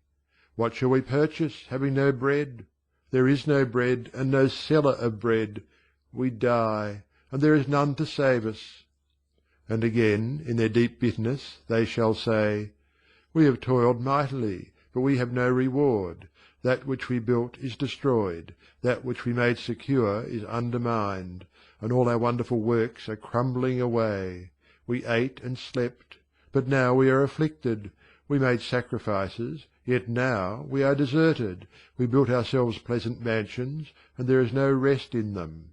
Our sorrows are as the deep seas, our miseries are as the great mountains, our woes are many, and our pains are great. There is no cure for our diseases, there is no relief for our sorrows. We are weary, and there is no rest. So shall they cry, and they shall not be heard. So shall they suffer, and shall not be relieved. And they shall seek for rest, and shall not find it. For in the place of darkness, in the dwelling place of deep darkness, there is no remedy, there is no redress, there is no salvation. Where self is lord and king, there is no peace. Ye who are in the way of impurity, ye who are the subjects of self, listen, though ye understand not. Hear, for the day cometh when the precepts of the prophet are remembered, and his words are burned into the heart with brands of fire, where there shall come upon you the night which is more than darkness, the hunger which is more than famine, and the deprivation which is more than death, when love shall be crucified, and hatred be set free, when peace shall be banished, and strife be glorified, when righteousness shall be mocked, and confusion shall flourish, and the voice of the prophet is no longer heard. When that time comes, and ye cry, and are not heard, suffer, and are not relieved, sorrow, and are not comforted, remember this: he that rouseth himself early seeth the sun rise. He that watcheth diligently, and taketh a light, findeth his way out of the darkness. And he that striveth with an uncomplaining heart is crowned with the crown of peace. The fifth prophecy, called Transition. The voice of the Spirit to the children of sorrow. Arise ye, awake, open your eyes and see. Why will ye sleep the sleep that is painful? Come out of the night of unrest, out of the dark nightmare of sin and affliction. For there is a way out of the place of darkness, and out of the dwelling place of deep darkness a pathway that is sure. There shall be light and safety, there shall be rest and healing, there shall be joy and satisfaction. There shall be no more dreaming for him who is awake, who says, with deep resolve, I will abandon self, and truth shall be my lord. And thus resolving, there shall appear upon his right hand a gateway that is dark, and upon his left hand a portal pleasant to behold. And he shall stoop and enter the gateway that is dark, and there shall come behind him mockeries and revilings, and laughter that stingeth. And entering he shall take up 2 swords. The first is called the sword of searching, and the second is called the sword of dividing. And with the sword of searching he shall destroy the enemies of wisdom, and with the sword of dividing he shall sever good from evil. He shall encounter all the enemies of light, them that cast the great shadow he shall disperse, and the strong keepers of the keys of hell he shall put to rout. He shall pass through the fire called suffering, and it shall not devour him. He shall cross the dark ocean called sorrow, and it shall not swallow him up. And when he cometh to the great desert called desertion, he shall not turn back. And he shall come out of all his darkness, he shall find the shadowless light. Upon the outermost edge of the great darkness he shall hear a voice, the voice of the Holy One. Then shall he know that the King of truth is near, and that there cometh the anointed Prince of Peace. And he shall follow the voice, because it is gentle and true, and it shall lead him to the eternal abode of light, where every veil shall be lifted, and every mystery solved. And he shall perceive the majesty of the Master of truth. He shall behold the beauty of the law of righteousness. He shall gaze upon the glory of the great reality. He shall hear the song of the redeemed, even this, the sweet song of salvation. Sin is destroyed. How perfect is the law! Sorrow is slain. How mighty is love! The clouds of affliction are dispersed. How glorious is the light! Error is fallen. How immaculate is the truth! Awake, ye sleepers, rejoice in the truth. Look up, ye fallen, and rejoice in the light. Let the thirsty come and drink. Let the hungry come and eat. Let the dying come and live. Salvation abounds, and redemption is sure.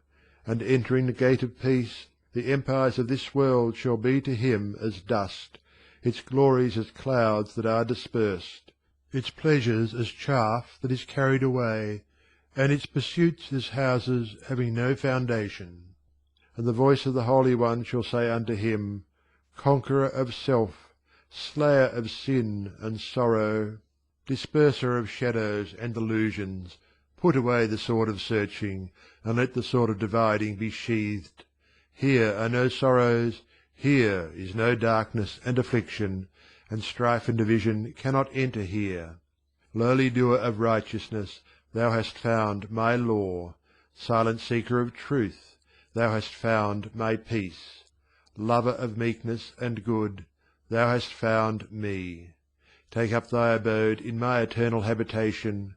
Thy warfare is ended, and thy rest is achieved. The sixth prophecy, called Peace. The voice of the Spirit to the children of truth. Rejoice and be glad, yea, be filled with gladness. For the great task is completed, and there is no more labour. The long journey is ended, and there is no more weariness. The days are numbered, and the Saviour has come. There is peace upon the hills, and in the valleys a tumult of great joy. For the child who is love and wisdom is apprehended, and the kingdom which is good will and peace is proclaimed. Sing, ye holy ones, ye pure and peaceful, let your voices be heard. Truth is established, and righteousness reigneth. There is joy for every sorrow, there is oil for every wound, and there is healing for every broken heart. For the weary there is a rest that endureth, for the wandering an eternal refuge, and for the despairing and tempest-tossed a harbour of great gladness. For there is sinlessness of heart. Out of the dark places of self, beyond the uncertain valley of transition, is found the peaceful path of holiness. Upon the high peaks of purity, upon the mountains of righteousness, even upon the lofty hills of love. There abideth eternal peace, there awaiteth everlasting rest. Whosoever will climb, let him come and see. Whosoever will strive, let him come and know. Whosoever will overcome, let him come and enter in. The darkness is dispersed, the power of evil is destroyed, and the wheel of fate is broken. The light abideth in eternal glory, the power of good is supreme, and righteousness and love have broken every bond. Death is slain, for life is known. Doubt is no more, for immortality is tasted. Fear is cast out, for perfect love is revealed. The King of truth is near, and he is perfect knowledge. The Lord of life is at hand, and he is perfect purity. The Saviour is here, and he is perfect love. Therefore peace abideth, yea, abideth for ever. These things are made known to the righteous, to the wise their glory is revealed, and by the guileless alone are these three perfections comprehended. For he that is unholy knoweth only that which is unholy. He that is holy knoweth holy things. Perfection cannot be distorted. Behold its beauty! Righteousness cannot be broken. How faultless are its proportions! Truth remains undisturbed. How incomparable is its calm! And because of this there is great rejoicing. Because of this there is holy gladness. Because of this there is unending peace. End of Part 3, Section 1. Prophecies.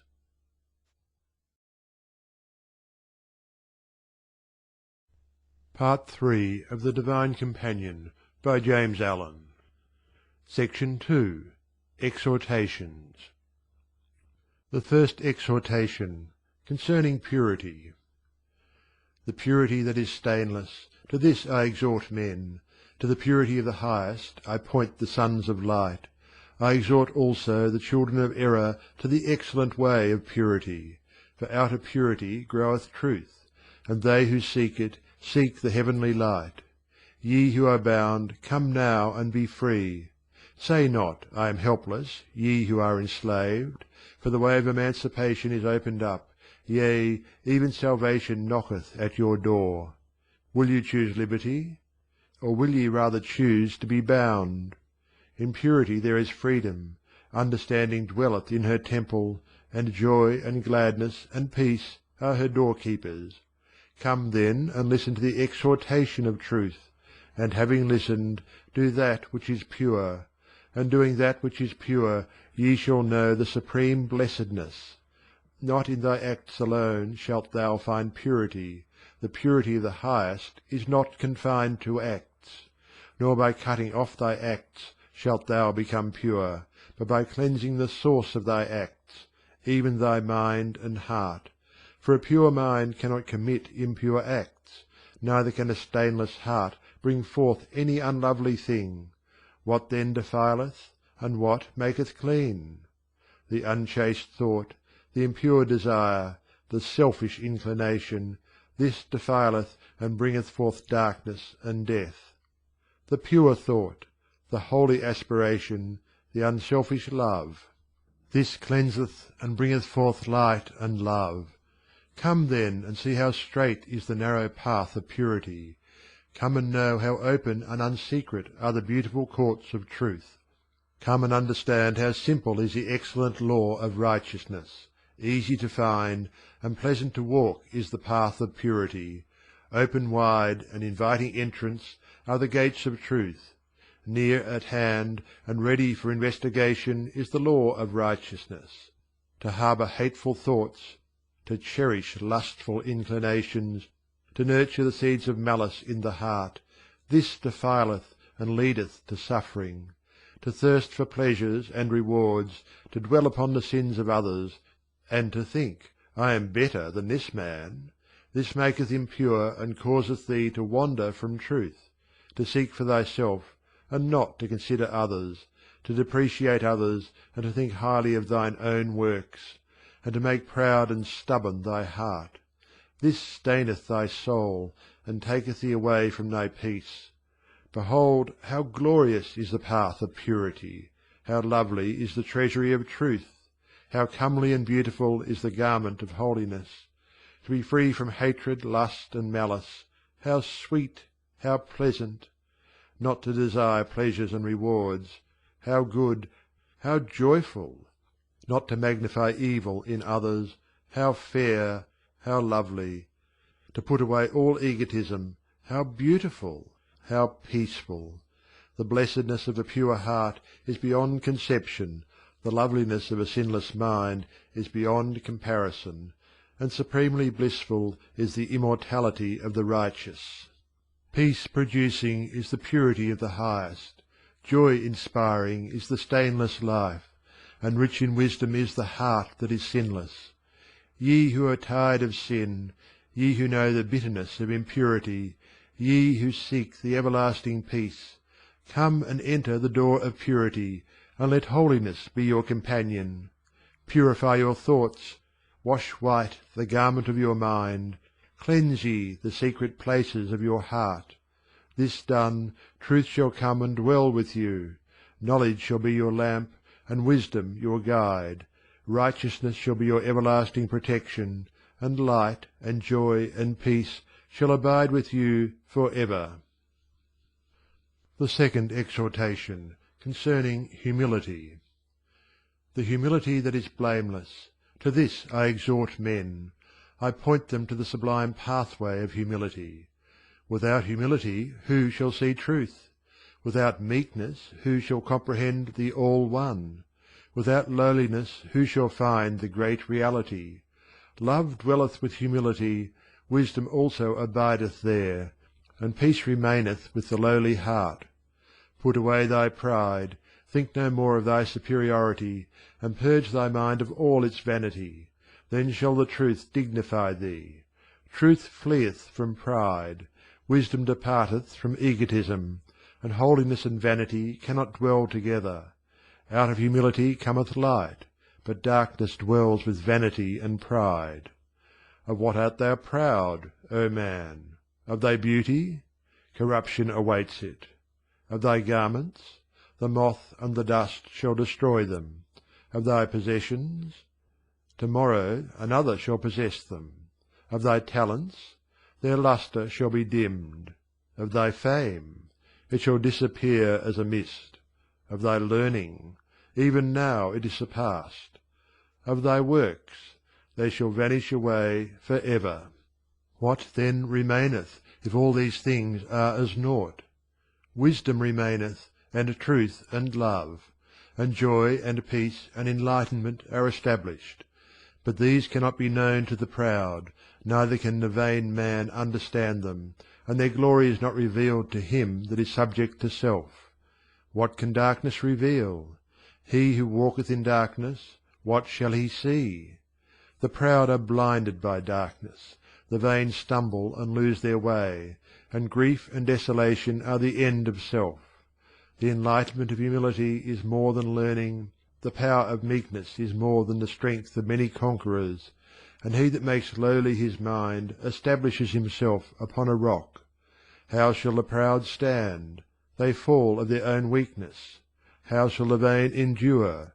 They are as reeds without support. How shall the self-seeking flourish? They are as barren seed blown about and finding no soil. Put on the garment of humility, and thou shalt not fall. Make gentle thy heart, and thou shalt endure as the mountain. Put away self, and thy work shall flourish as seed upon good soil. The arrogant regard themselves as kings, but they are less than serfs. The meek regard themselves as serfs, but they are more than kings. How easily are the proud injured! Every day they suffer pain. How often are the vain wounded! Weeping and sorrow are their portion. How readily do the selfish suffer deprivation! Every day they grieve over that they have lost. There is no pain in humility. Meekness destroyeth sorrow. And the pure in heart can suffer no loss. What can a man retain? What endureth? And where dwelleth immortality? The things of the world pass away, and none can hold them. The body perishes, and is no more seen, and the opinions of men are as smoke in a high wind. Holiness can be retained, truth endureth, and immortality dwelleth in the sinless heart. I sought the world, but peace was not there. I courted learning, but truth was not revealed. I sojourned with philosophy, but my heart was sore with vanity, and I cried, Where is peace to be found? And where is the hiding place of truth? In humility I found peace. In the practice of righteousness truth was revealed, and in self-obliteration I reached the end of pain and vanity. Bend low, ye pilgrims! Prostrate yourselves, ye weary and disconsolate! Give up that ye love, ye stricken and afflicted! For he that bendeth himself shall be straitened, he that prostrateth himself shall be lifted up. And whosoever relinquisheth self shall see the end of his afflictions. Narrow and low is the portal of humility, but he that stoopeth and entereth therein shall stand for ever. The third exhortation, concerning love. The love that is perfect, to this I exhort men, even to the love of the highest. How beautiful to behold is love, how glorious to contemplate, and in practice how sweet and full of gladness. To find love is to find perfection, to know love is to know the eternal, to practice love is to manifest truth. But how is love found? How is it revealed in the heart? How is it practised and made manifest? Not to be a partisan, not to practise hatred, not to engage in strife, not to practise deception, not to covet, not to retaliate, not to condemn, not to do all these is to find love. To put away prejudice, to rid the mind of pride and vanity, to disperse doubt and fear, to wash from the heart the stains of desire, to purify the mind of every defilement, to do all these is to know love. To be always patient, to be supremely calm, to be ceaselessly holy, to be forgiving to the uttermost, and to be equal-minded towards enemies as towards friends, to be all these is to manifest love. Where love is, light is. Where love is not, there is impenetrable darkness. Where love is, life is. Where love is not, there is the deeper death. Where love is, truth is.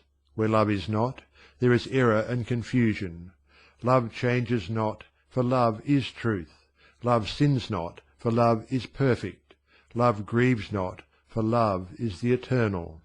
Love is not subject to birth and death, for love is immortality. How illusory is the world! How fleeting and empty are the pleasures of the world! How real is love! How steadfast and full of peace is the life of truth! How vain are the pursuits of men! How heavy is the weariness of self! But the practice of righteousness is fruitful, and sweet is the peace of truth. He who hath love hath all things.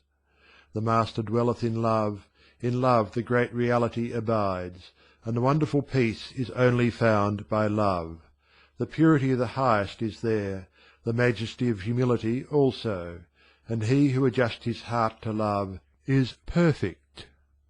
Seek self, and love shall be withheld from you. Seek love, and lo, it is already with you. Who seeketh enlightenment? Who seeketh truth? Who seeketh love? Let him that seeketh come and say, Open, ye doors of purity! Be closed no more, ye narrow portals of humility! Swing open wide, ye everlasting gates of love! And his voice shall be heard in the innermost places. He shall not cry in vain, nor shall he lose his way, but shall pass through to his everlasting rest. End of Part 3, Section 2. Exhortations.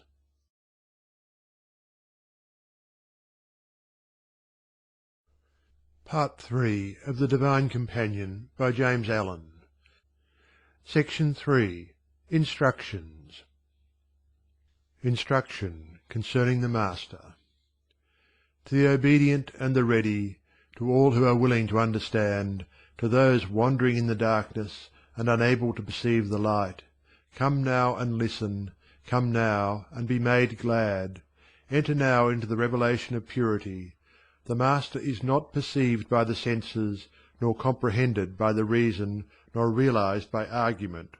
Not on the hills, nor in the valleys, not in the earth, nor sky, not in any outward thing is the Master to be found. Creeds and schools and books cannot contain him. He dwelleth within. Cease from thine outward search, O weary one. Cease from thy wanderings, O child of night. In thine own heart dwelleth the Master. He is not hidden from thee, but by thyself. The Master is the inward voice, the inward light, the inward peace. Behold, I show you the dwelling place of the Master. It is a purified heart. He who hath broken the bonds of self, who hath slain desire, whose mind is quiet, conquered, and subdued, whose heart is calm and mild and full of peace, he hath entered into the presence of the Master. Unto him the glory of the Master is revealed. O thou who criest and receivest no answer! O thou who wanderest and findest no rest! O thou who searchest and findest no light! Bring hither thy fainting heart, bring hither thy blindness, come and listen to the instruction that is holy, and, having listened, find satisfaction and rest. There are truths many, and there is one truth, even the pure mind, the supremely perfect life. There are saviours many, and there is one Saviour, even the supreme enlightenment of wisdom. There are teachers many, and there is one Teacher, even the glorious revelation of righteousness. There are masters many, and there is one Master, even the Spirit of truth. And truth, Saviour, Teacher, and Master are one. Plain and unmistakable is the way which leadeth to the Master. Overcome thyself, this is the way. Purify thy heart, and thou shalt gaze upon the face of the Master. Cling to self, and thou shalt not find him. Abandon self, and lo! the Master abideth with thee. The impure have no eyes to see the pure, the darkness cannot penetrate the light, and immortality is hidden from that which is perishable. Therefore leave that to which thou clingest. Yield up thy desires, and the satisfaction of the Master shall fill thee. Yield up thy opinions, and the light of the Master shall illumine thee. Go not after the evanescent and the perishable, and thou shalt enter into the possession of the eternal and imperishable. Thou shalt become one with the Master, and shalt dwell with him in immortality. The Master waiteth, yea, eternally waiteth. Patience is his name. he departeth not from compassion, and where righteousness abides, there dwelleth he. Hidden is he in love. Come unto love, and thou shalt find him. The light of wisdom envelopeth him. Purify thine understanding, and thou shalt know him. The glory of truth covereth him up. Relinquish self, and thou shalt see his form. Why perceivest thou not the truth? Why hearest thou not the voice of the Master? Thou perceivest not the truth because of thine own errors. Thou hearest not the Master's voice, because the voices of self clamour loudly within thee. As clouds hide the face of the sun, so the clouds of error hide the face of the Master. Yea, the thick clouds of sin, they shut him out from men. Who then shall see the Master? Who shall comprehend him? Who shall dwell with him? Who shall hear his voice? Even he who is of a pure heart, who is gentle, compassionate, and infinitely patient, who returneth meekness for anger, love for hatred, forgiveness for abuse, and silence for condemnation. Clothe thyself therefore in the garment of humility, acknowledge thine errors, even thine inmost sins. Thus confessing thyself, thou shalt find the way of love, and finding love, thou shalt find the Master, and finding the Master, thou shalt be at rest. Deny thyself, subdue thyself, conquer thyself. Let not good will depart from thee. Be at peace with all, yea, even with the beasts. So shall the highest truth take up its abode within thee. Unto thee the heart of the Master shall be revealed. Sorrow and suffering and fear and doubt shall flee far from thee, and the knowledge of immortality shall fill thy heart with peace. Thus is the heart of the Master made known. Thus is he revealed unto them that are ready to receive him. Instruction concerning the Law. To the humble and the faithful, to them that are seeking humility and faith, there is one supreme law, even the law of good. Think not that which is evil. Say not that which is evil. Do not that which is evil. Think that which is good.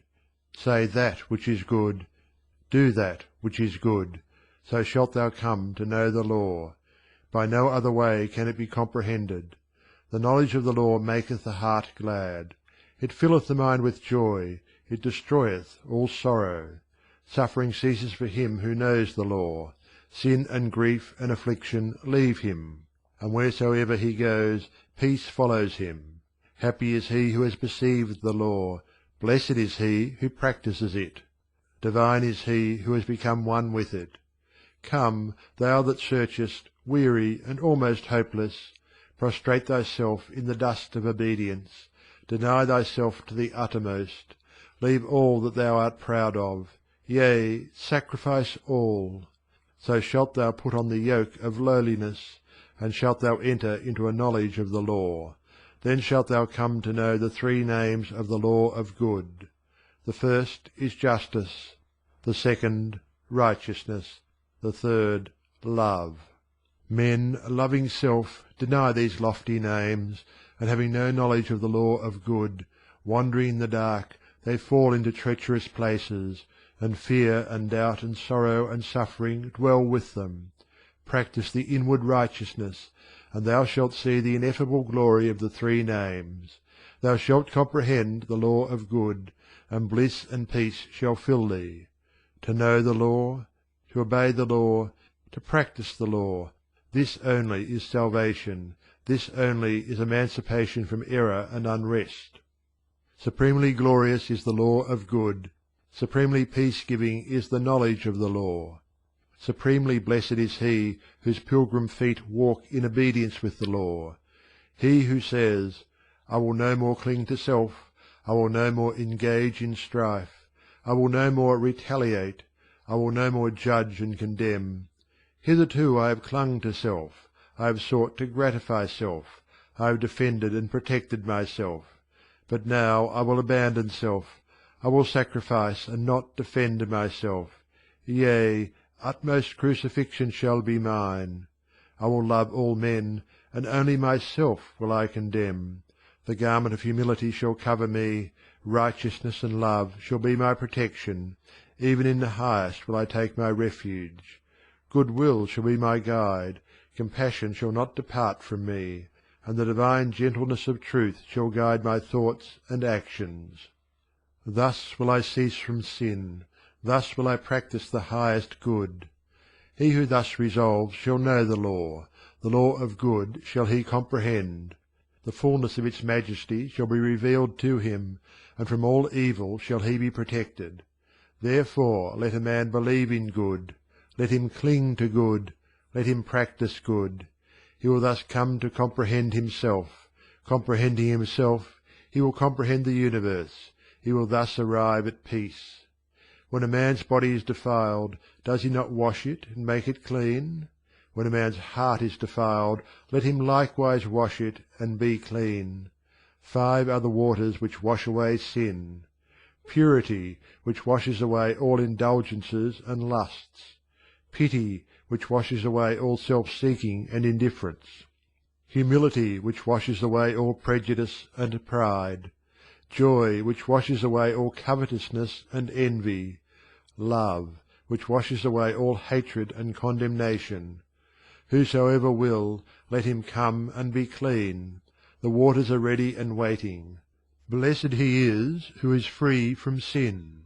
He knows the supreme law of good, and dwells in peace.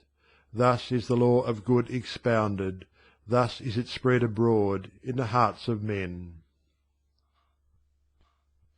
Instruction concerning the Great Reality. To the awakened and enlightened, to those who seek to be awakened and enlightened, there is darkness and there is light, there is dreaming and there is waking, there is illusion and there is reality. The darkness apprehendeth not the light, the dreamer knoweth not his waking mind, and the wanderer in illusion is unacquainted with reality. Of 2 ways therefore one must be abandoned. The dweller in darkness seeth nothing, not even himself. His feet stumble, he knoweth not his way.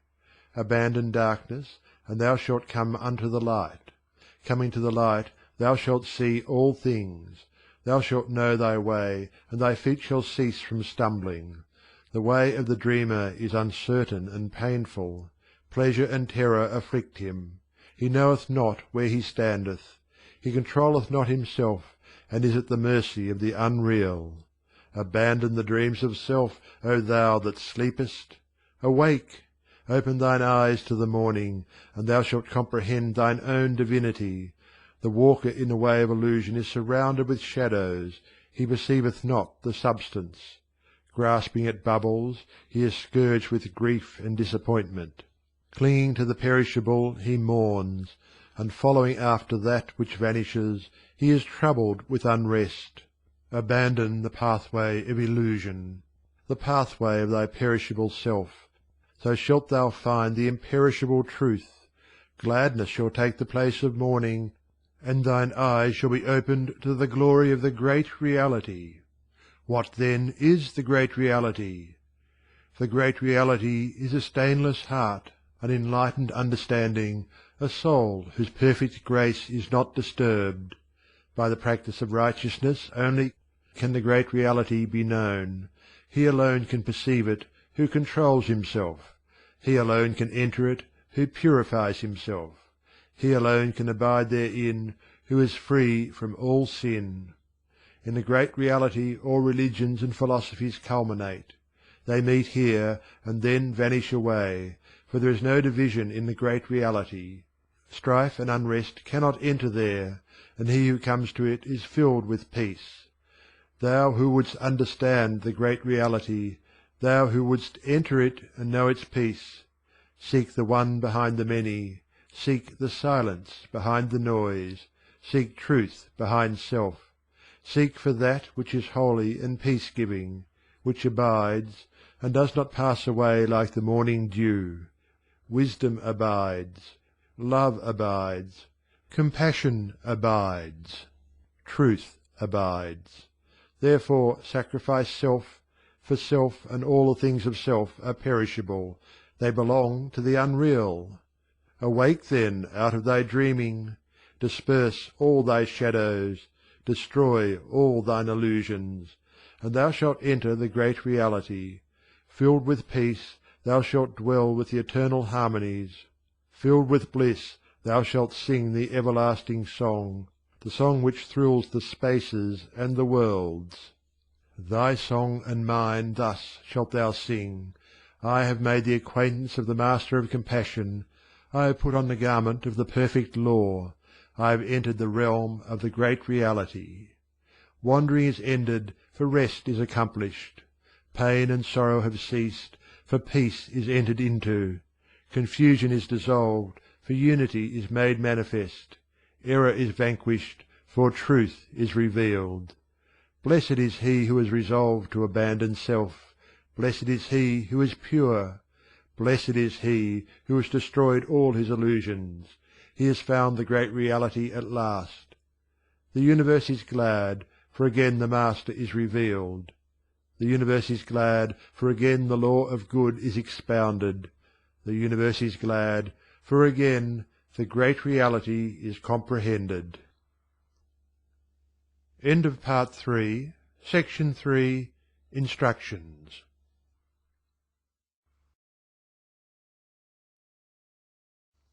Part 3 of the Divine Companion, by James Allen. Section 4. Discourse concerning the way of truth. 1. Self-restraint. What is truth? It resides in the silence of perfect deeds. That silence is sufficient for the wise. I, therefore, discourse not upon truth. I discourse upon the way which leads thither. For truth is not of words, but of life. And though truth govern the tongue, its seat is not there, its seat is in the heart. What words shall add beauty to the ineffable? And what man shall glorify truth? Let the ineffable give beauty to words, and let man be glorified by truth. I therefore point the way which leads to truth. Not by speculation do I point the way, but by practice and attainment. The way is named self-conquest. I write for believers, for them that believe that self can be overcome. I write not for them that deny that self can be overcome, and who thus exalt and give dominion to self. He who believes will walk the holy way, and walking it will reach the highest truth. Let him who thus believes equip himself, helmeted with faith, armoured with patience, and armed with the sharp sword of resolution. He will be prepared to attack the enemies of truth within himself. He will enter upon the practices of truth. By practice the artisan becomes accomplished in his craft. By practice the truth-lover becomes accomplished in truth. The way of truth is marked by 3 great practices. The first is self-restraint, the second self-examination, the third self-surrender. These 3 include all others. He who refuses to practice self-restraint, who says in his heart, I will eat and drink and make me garlands of pleasure, he cannot find the way which leads to peace. But he who says within himself, I will dwell with abstinence, I will make my abode with chastity, integrity shall be my companion, and faith shall light up my darkness. Yea, virtue shall be my refuge and my stay. He will find the way which leads to truth. Lo, he hath already found it, for the practice of virtue is the entrance to the way. The vicious man destroys, but the virtuous man builds. He slays himself who thinks only of his own pleasure. He preserves himself who controls himself. He who renounces pleasure and restrains his passions, preferring steadfastness and integrity to gratification, will partake of the joys of virtue. Pleasant will be his friendships, pure his affections, and long and prosperous his days. Thus walking with virtue, happiness will wait upon him. Partial blessedness will be his portion, and he will reach the first great resting place, yet staying there, he will not reach the highest. 2. Self-examination. He who seeks the highest will enter upon the practice of self-examination, searching the inmost recesses of his heart, following up the intricate threads of thought, Rigorously testing the quality of his motives, he will find out the hidden springs of desire, he will lay bare the roots of the tree of life, and finding the eternal cause, he will know both good and evil. He will see the highest and will no more perish. As a beautiful flower is formed, its growth not being seen, so will he grow in wisdom unseen of men. Yet when wisdom is fully formed, when the flower of truth becomes manifest in all its beauty, men unacquainted with its silent growth will say, "This man is wise. Whence obtained he his wisdom? How knoweth this man letters, having never learned?" As a child in the womb, as a plant in the earth, as an object in the eye of the approaching traveller, so wisdom is formed in the heart, so knowledge grows in him who diligently examines himself, who, having found the roots of evil, tears them up with the hands of renunciation and burns them to ashes in the fire of knowledge. He who thus examines himself, who rectifies his inmost heart, and rejects all the errors of his mind, who, seeking out, and humbly acknowledging his own faults, refusing to dwell upon the faults of others, will make swift progress toward the goal of peace. He will cleanse his heart. He will purify his understanding. Subduing self, he will no longer look through the eye of self. Apprehending truth, he will perceive with the unveiled eye of truth. He will know both self and truth. All his works will prosper, for his acts will be righteous. His tongue will speak wisdom, for his heart will be pure. And where his feet have trodden, the flowers of love and peace will grow. He will refuse to dwell with unrighteousness. Folly and impurity he will reject. And he will say unto strife and hatred, "Depart ye from me," kindling the fire of inward knowledge, keeping bright and constant its flame, and feeding it with patient and loving sacrifice. Let a man burn up all that is perishable within him. Only thus will he find the imperishable. Let him eliminate the dross of error. Only thus will he discover the gold of truth. Let him destroy all sin. Only thus will he find the stainless one. Only thus will he approach the highest. Thus seeking out the source within himself, passion will not long torment him. Finding the cause of passion, he will destroy it, and self-restraint will give way to composure of mind and heart. Far will he travel on the way of peace, and reaching the second resting place, will taste of fuller joy and blessedness. Yet, staying there, he will not reach the highest. 3. Self-surrender. Having well restrained himself, having deeply examined himself, let the lover of truth now enter upon the practice of self-surrender. He who practices self-restraint travels well. He who practices self-examination travels better. He who practices self-surrender travels best. He only can know the highest who surrenders self, who makes the inward sacrifice complete, who holds nothing back, who calls nothing his own, who refuses to set his heart upon any earthly thing, putting aside all his lusts, emptying himself of all his vanities, divesting himself of all his theories and opinions. He will become empty, naked, and without possessions, and having become empty, he will be filled with truth. Having become naked, he will be clothed with righteousness. Possessing nothing, he will be lord of all. When self-surrender is practiced in its completeness, then is the highest reached, then is truth comprehended, then is perfect peace enjoyed. He who has conquered himself can never be brought low. He who has surrendered himself can never be confounded. He who has overcome the world can never be disturbed. The flames of lust will not burn him, for he has quenched them. Temptation will no more scourge him, for he has destroyed the cause of temptation. Restraint will no more be needed, for he will be perfect in truth. Freed from self, he will be freed from sorrow. Freed from error, he will no more grieve. Freed from impurity, he will cease from suffering. He will enter into the highest joy, and, reaching the final resting place, will partake of perfect bliss and blessedness. Not valuing that which perishes, he can never be robbed. Not loving himself, he can never be wounded.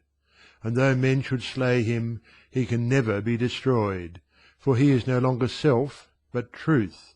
And who shall destroy truth? All bodies die, but truth does not die. All things pass away, but truth remains for ever. He who has surrendered self has become immortal. He is no longer separate, but has become one with truth. And he manifests the highest, though men perceive it not. Of self-restraint is born virtue. Of self-examination is born knowledge. Of self-surrender is born love. Happy shall he become who restrains himself. Blessed shall he become who purifies himself. Divine shall he become who surrenders himself. By virtue one's life is governed. By knowledge one's life is purified. By love one's life is perfected. Virtue is the seed, knowledge the plant, and love the flower. The seed knoweth not the plant knoweth not the flower, but the flower knoweth itself plant and seed. By self-restraint passion is slain. By self-examination false belief is slain. By self-surrender all illusion is laid low. Self-restraint leads to strength. Self-examination leads to wisdom. Self-surrender leads to holiness. Perfect in self-restraint, self-examination, and self-surrender, a man has reached the highest. He has become one with truth, and will no more wander. Unalterable in compassion, firmly established in righteousness, and steadfast in holiness, his heart thrills in unison with the heart of all. He knows the unending joy. He has found the heavenly peace.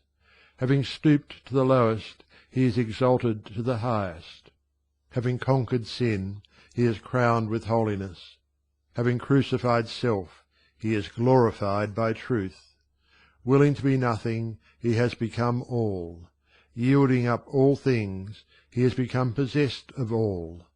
Giving his life, he is clothed with immortality. Altogether virtuous, he is altogether happy. Altogether righteous, he is altogether blessed. Altogether pure, he is altogether peaceful. Beautiful in meekness, majestic in love, and invincible in innocence, he will manifest the ineffable. He will teach without words. No more troubled, no more tormented, no more afflicted. Arisen, awakened, healed, and made perfect, he has unveiled the face of the highest. He knows the great rest, the deep silence, the profound peace. In the light which knows no darkness he walks, and it casts no shadow on his pathway. End of Part 3, Section 4. Discourse concerning the way of truth. End of The Divine Companion by James Allen.